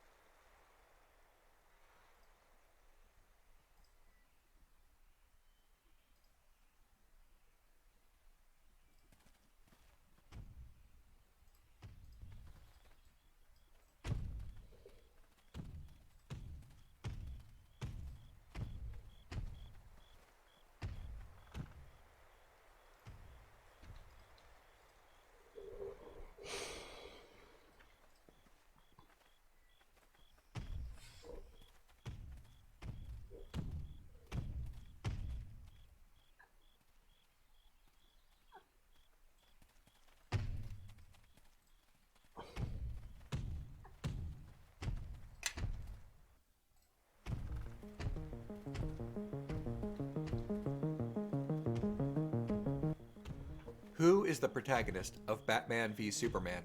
Is it Batman? Or is it Superman? Yes. Or is it V? The fact that we can even ask this is a problem in and of itself. A protagonist in a screenplay is our point of view character. We spend more time with Batman than Superman, but so much of the story revolves around Superman, his place in the world, and his complete lack of ability to make decisions. Also, as a follow-up to Man of Steel, one assumes he is as important or more important than anyone else in the film. Yet, things happen to Superman more than Superman makes things happen. Batman feels closer to being a protagonist. We spend time with him not only in the Batcave, but also in his dreams. We follow his journey. I mean, he gets top billing, right? He's the protagonist, but he's a weak protagonist due to how much of the movie is about everything non-Batman. I'm talking Superman being a grouchy puss, Lex Luthor being Max Landis, Lois Lane's investigation, and so forth. So okay, is this an ensemble film like X-Men or Clue? Well, in the first X-Men film, we have a lot of good guy characters, but our point of view character is definitely Wolverine. We see things from his perspective for the most part, and when Professor X explains the rules of the world and his school and all that, he's speaking to Wolverine. That's screenwriting 101, really. Our protagonist is our POV. Things that are explained to the protagonist are really explained to us. Obi-Wan Kenobi doesn't just tell Luke Skywalker about the Force, Darth Vader, the Empire, the Jedi, and everything else. Obi-Wan is telling us through Luke because our young Padawan is our point of view into this world. In The Last Starfighter, when Alex is taken into space, the aliens explain what's going on to him so that we, too, can figure out what's happening. The protagonist isn't just the main character, the protagonist is our perspective. The reason I bring all of this up is because while Batman is the closest this meandering film has to a protagonist, this doesn't really feel like Batman's story. He isn't the driving force behind much of anything that happens. Lex Luthor, the antagonist, makes all the decisions that lead up to Batman V'ing the heck out of Superman. He V's him good. But the most active character in the movie is Luthor. He's setting up the fight. He's manipulating both of them. He's making decisions about Kryptonite and Zod. Superman is just along for the ride, and Batman is a pawn until the fight is over. I'm not sure I want to definitively make the argument that Luthor is absolutely the main character of the film, but my point is that a reasonable argument can be made that he's the main character. And with this in mind, with the antagonist being even more critical and significant in this film than most any other film with a proper antagonist, what Luthor does and why he does it becomes that much more important to the structure and the plausibility of this film. In other words, because Luthor is so important to this story, if what he does makes no sense, then there is no story. Spoiler alert for the end of this section. What he does makes no sense, so there is no story. Alright, so Lex Luthor manipulates both Batman and Superman into a fight to the death by sending letters to Batman and convincing Superman that Batman is bad, by hiring men to kill prisoners who Batman brands in jail. The second thing is just guesswork if you've only watched the theatrical cut. Only the extended cut makes that clear, which, I'm sorry, is a failing since that's what most people saw. Luthor hurts Superman's public image by making a slaughter in Nairobi appear to be Superman's fault. One of the so-called terrorists was actually someone on Luthor's payroll, except for the world to believe this, they would have to believe Superman used a gun to mow these people down. A gun. Even with Superman as a fairly new player in the world, nobody in their right mind would believe the Man of Steel would need to use a gun to kill anyone. The dude can nuke the world with his eyeballs. So this is already falling apart. Luthor and his wheelchair-bound buddy set off a bomb in the Capitol, which is also meant to make Superman look bad, but nobody would think Superman would use a bomb for the same reason he would not use bullets, and his heroic rescue of the survivors, if anything, helped his public image. Let's talk about misconceptions surrounding plot holes, plot contrivances, and criticism of movie plots. Because of everything I mentioned just now, Batman v Superman has some of the most obvious and embarrassing plot contrivances seen in recent films. There's a difference between the criticism of a plot hole and the criticism of a contrivance, not to mention criticism of minor details, more commonly known as nitpicking. Misunderstanding these distinctions have hurt the discourse because they have become lost in a sea of bad YouTube videos and ignorant conflation of inconsequential details and true plot holes. So let's nail down some definitions. A plot hole is an error or gap in the narrative that violates the internal logic of the film, makes the events impossible, and the story untenable.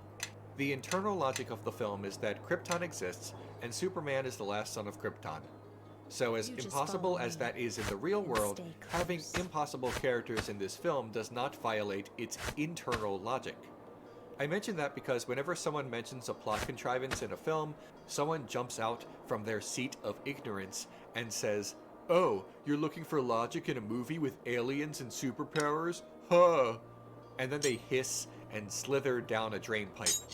Whether or not Batman v Superman has plot holes is debatable, but it definitely has plot contrivances, meaning plot points that seem nearly, but not entirely impossible within the framework of the film's internal logic. A plot contrivance, which is a lesser problem than a true hole, is a weak, artificial point in the narrative that is created to serve the larger plot or make improbable events happen. All that Luthor plan stuff? Plot contrivances. The idea that it would work out so perfectly for the benefit of Luthor, but really the benefit of the screenwriter, begs belief, and it makes the audience collectively roll its eyes. People, especially on YouTube, keep claiming any minor issue counts as a plot hole. Criticism of plot holes and contrivances is markedly different from nitpicking details that do not change the flow of the story. When I say Luthor's plan is preposterous, and therefore, as possibly the main character, the whole movie is preposterous, it is not nitpicking. Nitpicking is about minor details that have little, if anything, to do with servicing the main narrative. Luthor's plan, that's the narrative. Luthor himself, that's the main guy. The person who drives the plot. Unfortunately, nitpicking has become confused with legitimate film criticism, and legitimate film criticism has become confused with nitpicking. When critics reference these obvious screenwriting errors and contrivances, the DCEU tribalists say that the critics are nitpicking, and when the bad YouTube fanboys talk up the Easter eggs of the plot, the same tribalists consider that more legitimate because it comes from the real fans who notice such things. Yes. It's a bizarro world of discourse.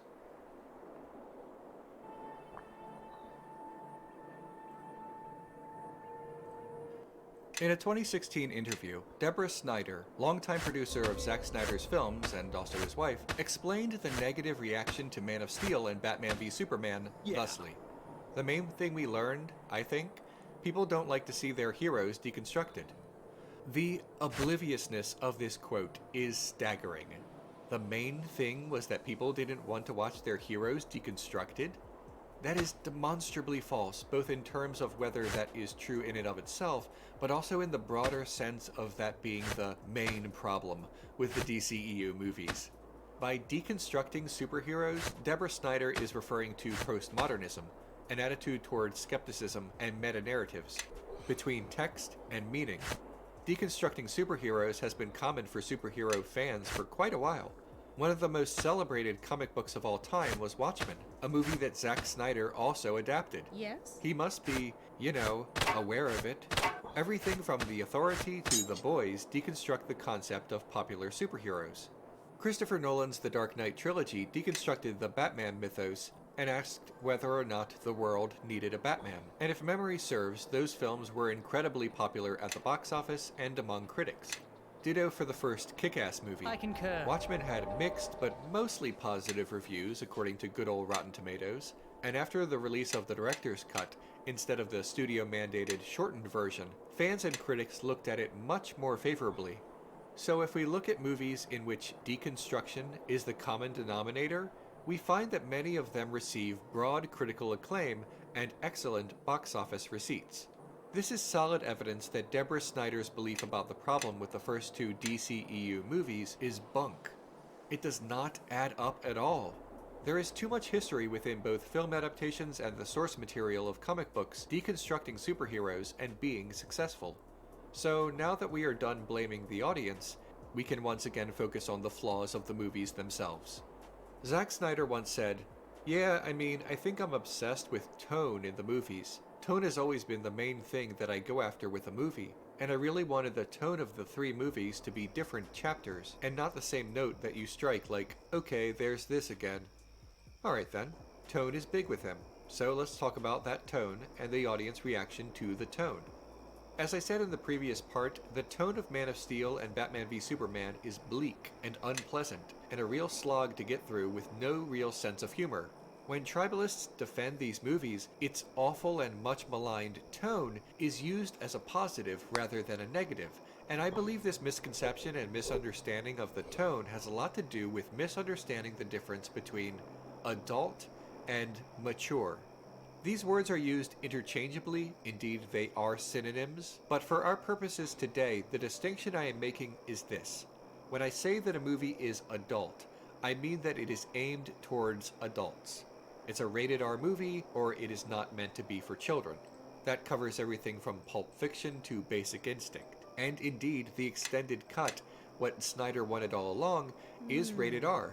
Only the theatrical cut was rated PG-13, and if ever there was such a thing as a hard PG-13, it is the theatrical cut of Batman v Superman. Really? Now, when I say a movie is mature, I mean that it is for mature audiences, but adult audiences may not necessarily be truly mature.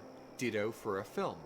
Example, if your awful friend tells a racist joke, it's certainly an adult joke and not meant for consumption by children, but it's also not what one would call mature because the attitude surrounding the racist joke is childish and undeveloped.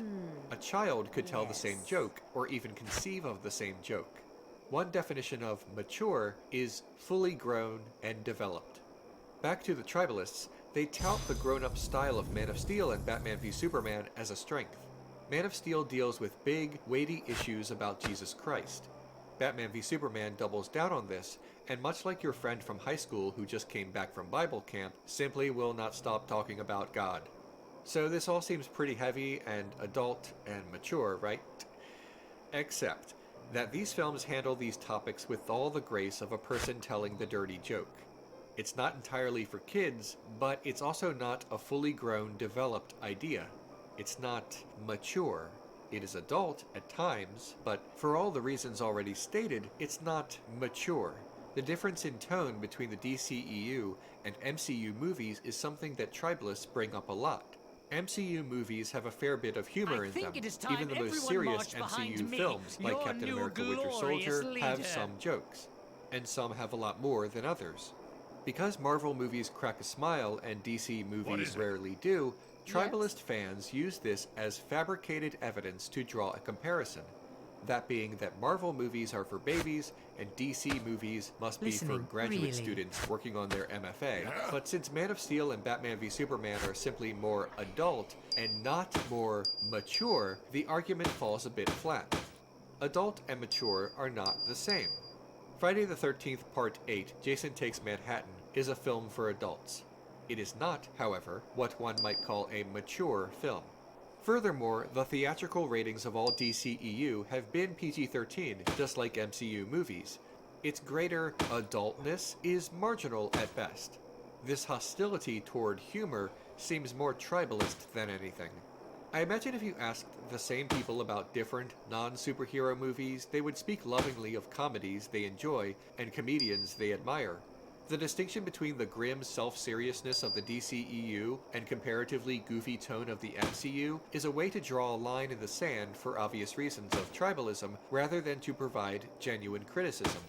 As for humor itself, the idea that movies about people dressed in spandex suits should not have humor in them is kind of laughable itself, but the advocacy for having humor in action movies is more a matter of audience engagement. The audience needs a break. If something is the same thing on screen the whole time, in the same setting, or with the same exact tone, it cannot create any ebb and flow. Aladdin is a comedy musical with a goofy-ass genie, but without stakes and quiet moments, we will not care about how it all concludes. A Nightmare on Elm Street is a horror movie, but if every scene had a jump scare, then the scares would lose their bite. Good screenwriters know how to construct a story with a variety of emotions that the audience should have. Humor is humanizing. It's not just there for a quick chuckle. It's an effective way to make an otherwise larger-than-life figure seem grounded. So in a movie like Iron Man, the ebb and flow of humor, action, and deadly serious moments create a character that the audience roots for with the stakes that the audience cares about. In Batman v Superman, the tone is so grim that the characters don't feel relatable, and yet people try desperately to defend this tone. Batfleck himself said, "It was a huge hit movie. More people went to see that than any movie I've ever made in my career. It was the biggest hit of my career, and then it had a lot of editorial negativity. It was interesting, that movie, because it was judged not necessarily on execution so much as on its tone. People seemed to want to have a lighter tone to the movie, and I thought that was interesting because it's subjective. Tone is not a qualitative thing, it's subjective, right? Some tones resonate with me that might not with you, and the tone of the movie was really parallel to the Frank Miller book, which I liked and thought was great. Okay, at the risk of criticizing an Oscar-winning filmmaker here, Ben Affleck is making a mistake, and I don't just mean equating the box office returns and how great this thing was for his career with the actual quality of the film. He is claiming that critics were harsh on its tone and not the execution of the film, but the tone is part of the execution. The tone, for all the reasons I just mentioned, does not work well. It's not just that it's dark, it's that it is unceasingly dark and provides no shelter from the storm of its grimness. It's a bad screenplay. I should mention that the incredibly rare attempts within Batman v Superman to have humor fall flat. Jesse Eisenberg's manic performance as Lex Luthor is annoying rather than comical. The urine thing was disgusting. And Batman saying, "I thought she was with you," is a line for the trailer that does not work within the narrative of the film. Batman, dude, she is with you, and you know that. You were aware of her existence, and Superman was not. What the f*** are you talking about? And why do I have to listen to Junkie XL during the scene when there are better options out there? So, the urine and the uncomfortable zaniness of Luthor provide no solace from the onslaught of the grim dark. In fact, these jokes are themselves grim and unpleasant. So the one thing that a movie can use to provide shelter from an overly dark tone, comedy, is itself dark in tone in this movie.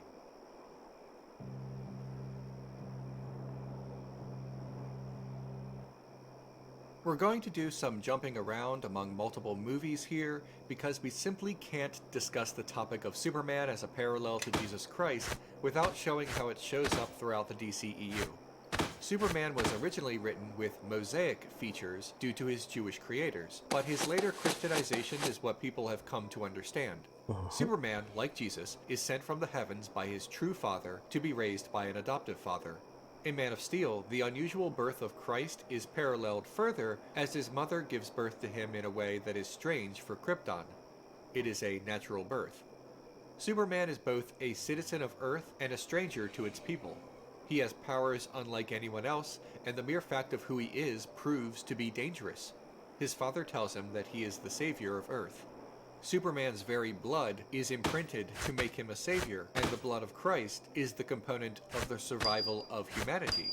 When questioned about Superman, Pete Ross, denies him. Superman is able to communicate with his father despite being ethereal and not on Earth. The villain's main crime is betrayal.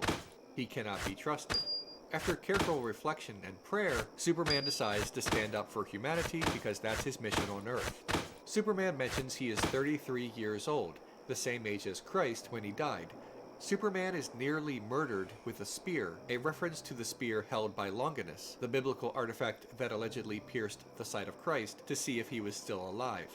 The spear comes into play again with Doomsday. In Justice League, Superman is resurrected, thus completing both his arc and the story of Jesus Christ. And so on, and so forth. None of this is subtle, but believe it or not, that's not the problem. Put a pin in that. We'll come back to it. Batman v Superman continues this rather than truly expands upon it. It's just more about humankind's relationship with God. It stumbles through philosophy, broaches subjects but does not have the intelligence to resolve them, and references far wiser luminaries and intellectuals with no interest or ability to meet their standards. Lex Luthor refers to Superman as God, but also the devil. So this is not a one-to-one allegory because Luthor also calls Doomsday the devil, and it's just terribly muddled. The DCEU's obsession with referencing religion has nothing to do with reverence, and everything to do with pomposity. Luthor's mistrust of God, or perhaps disbelief in God, is brought up again when he references Prometheus. Luthor's actual theistic beliefs are shockingly vague for a series of films that are otherwise quite blunt. Is Luthor an atheist? A misotheist? This would be an important question to answer, but the film does not bother. When I was younger, I thought that the best way to engage with a topic in a film was to be subtle. This means allusions to Christ, but really anything else. I'm not really a film critic, But even I know that the word subtlety ends up being part of a film critic's vocabulary as a way to differentiate between great works and lesser works.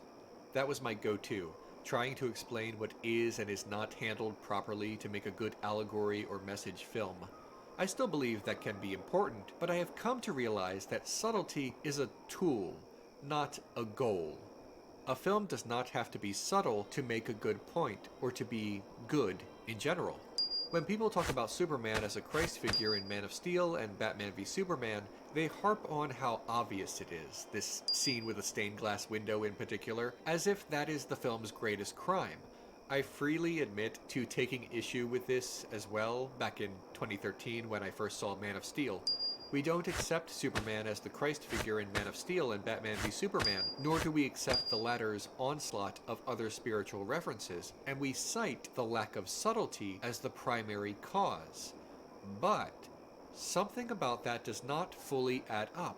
One of my favorite films is Ashes and Diamonds, a classic 1958 Polish film. The protagonist is given certain Christ qualities, and it's not always subtle. In the film's most famous scene, an upside-down crucifix waves in front of the camera.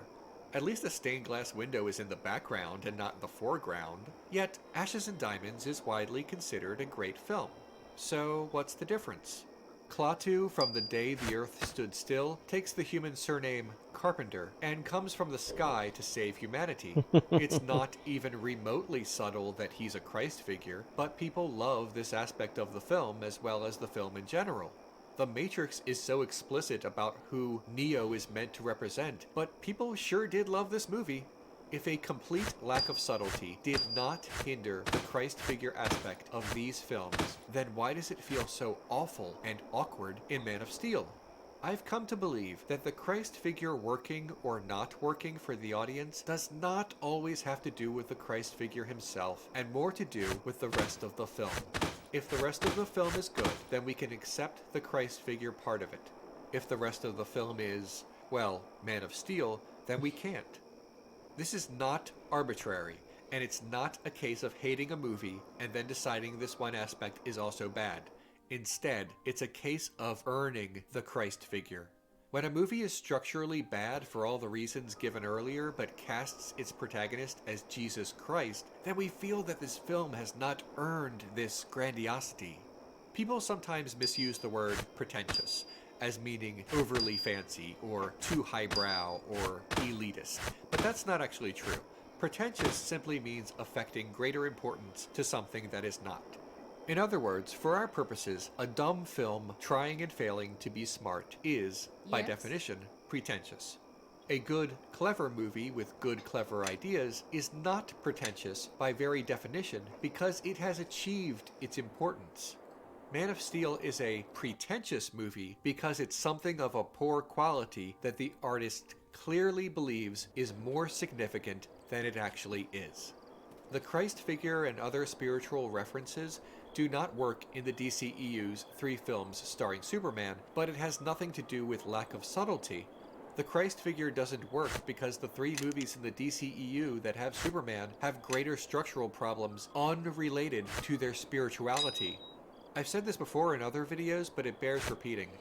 A movie with a good message needs to be a good movie first. When DCEU tribalists use the film universe's philosophical pomposity as defense of its importance and quality, they are actually unwittingly spotlighting one of the film's series' greatest flaws. It's not that people who dislike the DCEU don't get it, it's that they do get it. And what they have, in fact, gotten is a series of bad movies that have not earned their Christ allegory. In other words, Jesus' appearances in the DCEU films do not elevate the quality. They broadcast how everything around these appearances and references are not strong enough to hold up the DCEU's genuine pretentiousness. Jesus can carry a crucifix, but he can't carry Man of Steel. Well said.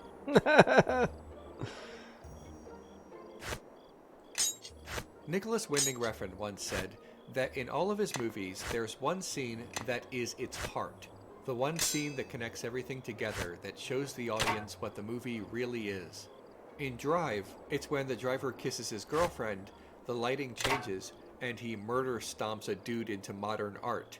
In Batman v Superman: Dawn of Justice, the scene is undoubtedly and inarguably the Save Martha moment at the climax of the much-anticipated and promised battle between the two superheroes. After a bloody conflict, Batman appears to have won. He cuts Superman across the face, fulfilling the "do you bleed? You will" prediction, and then Superman says, "Save Martha" to Batman. Batman, incredulous, says, "Why did you say that name?" And then Lois Lane appears just in the nick of time to tell Batman that Martha is Superman's mother's name. Martha Kent has been kidnapped. Martha is also Batman's deceased mother's name. Batman drops his kryptonite lance, having learned a valuable lesson about something. You know, maybe the real Martha is the friends we made along the way. Fans have been quick to mock this scene, and the tribalists are just as quick to defend it.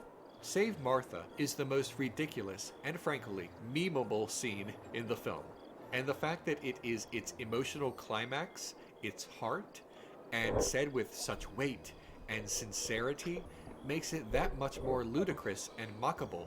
I've thought about this scene, honestly, far too much over the past couple of years. I love a big emotional scene. I cry at movies, and not just, tragic films, but like Star Wars. I wear my heart on my sleeve, and if you cried during the Save Martha scene in Batman v Superman, I'm not going to mock you for that. Get your cry on, it's healthy. However, our emotional reactions to things are different from our intellectual defenses of them, and even though I want to be able to defend this scene, I simply can't. Believe me, I've tried. I've scoured the internet and found defenses from others. One is that critics and haters are fixating on this scene because the rest of the movie is great. And this is the only goofy part of the movie. Okay, first of all, I reject the premise that the rest of the movie is great. Second, there are lots of goofy parts to this movie. The reason critics and such fixate on Save Martha is because it's the aforementioned emotional core of the movie. Another defense of this scene is that this isn't about Batman learning a mild coincidence that he and Superman's mother both have the same first name. It's about recognizing that Superman has parents in general, and that makes the Kryptonian more human in Batman's eyes. People love him, and not just because he saves others with his superpowers. He has a family. Batman never considered this because he was so focused on building an Iron Man suit and murdering an alien, right? Except, immediately before the Save Martha thing, Batman says, I bet your parents taught you that you mean something. This is right before it happens. Batman talks about Superman's parents immediately before discovering he has parents. He has considered Superman's familial ties. So that defense is bonkers.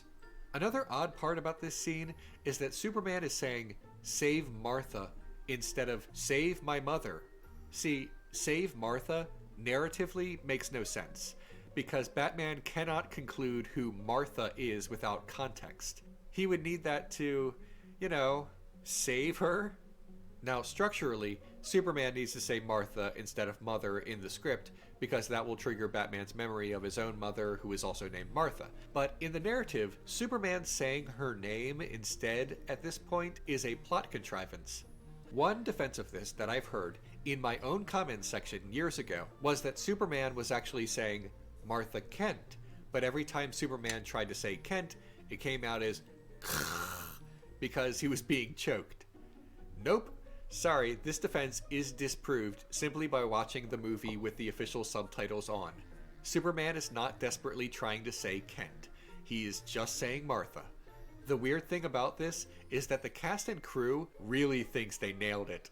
And that one word Martha, I think, is a really cool connection. And I don't think Batman sees Superman as human until he realizes that he has a mother. No, I'm sorry, Martha Kent actress, but Batman talks about Superman's mother right before, and I'm sorry, other guy, but that is not enough. The scene is really, really forced. Now, another defense is not narrative, but thematic. Batman needs this scene to respect the sanctity of all life.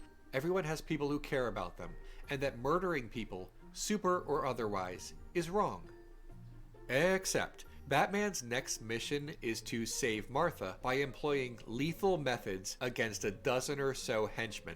So when those who mock the scene say, "It looks like Batman only spared Superman because their mothers have the same first name," it's because that's genuinely what it looks like, since the intent of the scene is obscured by lines that immediately preceded it and ruined by its aftermath. Speaking of which, Batman sure does kill a lot of people in this movie, right? This is the next indefensible argument put forth by the tribalists, that Batman doesn't actually kill anyone in the movie. This popped up so many times in my own comments section and certainly elsewhere. I want to be clear about something. Whether or not Batman should kill criminals is a topic for another video. I will save that for my worst video. But the idea that Batman simply did not kill anyone in this movie is not logically defensible. Here, Batman rams into a car with a driver inside, it spins, he uses a grappling hook, and then throws it again. Survival would be miraculous, but not impossible, so fair enough. But right after, Batman shreds this other vehicle with a driver and a gunner. It rolls over and then explodes into cinders. Everyone in that vehicle is definitely dead. Whether one believes this is justified or not, Batman definitely killed those people. Batman then launches his Batmobile, which severs both this vehicle and this individual inside. It is not possible that he survived. Following the Save Martha scene that allegedly restored Batman's belief in the sanctity of life, Batman shoots a few men outside a warehouse. They die horribly in a fireball. Some of the injuries in this battle are difficult to ascertain or confirm as kills, but these two men definitely die by grenade. Shortly thereafter, Batman incinerates a couple others with a propane tank. Those who were stabbed or brutalized in other ways might have made it through, however unlikely that may seem. But many of the nameless henchmen are inarguably killed at the hands of Batman, or bullets and explosions of Batman. It is indefensible that Batman walks away from this film with no blood on his hands. Again, if you believe all these deaths were 100% necessary and unavoidable, well, that's troubling, but another topic. Defending indefensible scenes is a symptom of the aforementioned tribalism. A tribalist can watch this scene and say, "Who are you going to believe, me or your lying eyes?" Many of the Marvel faithful who point out the obviousness of the deaths in DC movies would be quick to handwave them away if they occurred in their chosen films. It's intellectually dishonest. A film must be approached as it exists, and not as we would prefer it to exist. When fans don't do this, it poisons the discourse. An honest interpretation of deaths in MCU and DCEU movies is that so many superheroes are pretty okay with killing people. Iron Man just wastes men in fiery explosions and punch catapults them in ways that cannot possibly result in non-lethal injuries. The Falcon incinerates people with missiles. Superman pushes a man through several walls with such force and such speed that it would be quite literally impossible for him to survive. And Batman's kill count is definitely even higher and even more obvious. Acknowledging the text of the film is the first step towards criticizing and debating it. By willful obfuscation of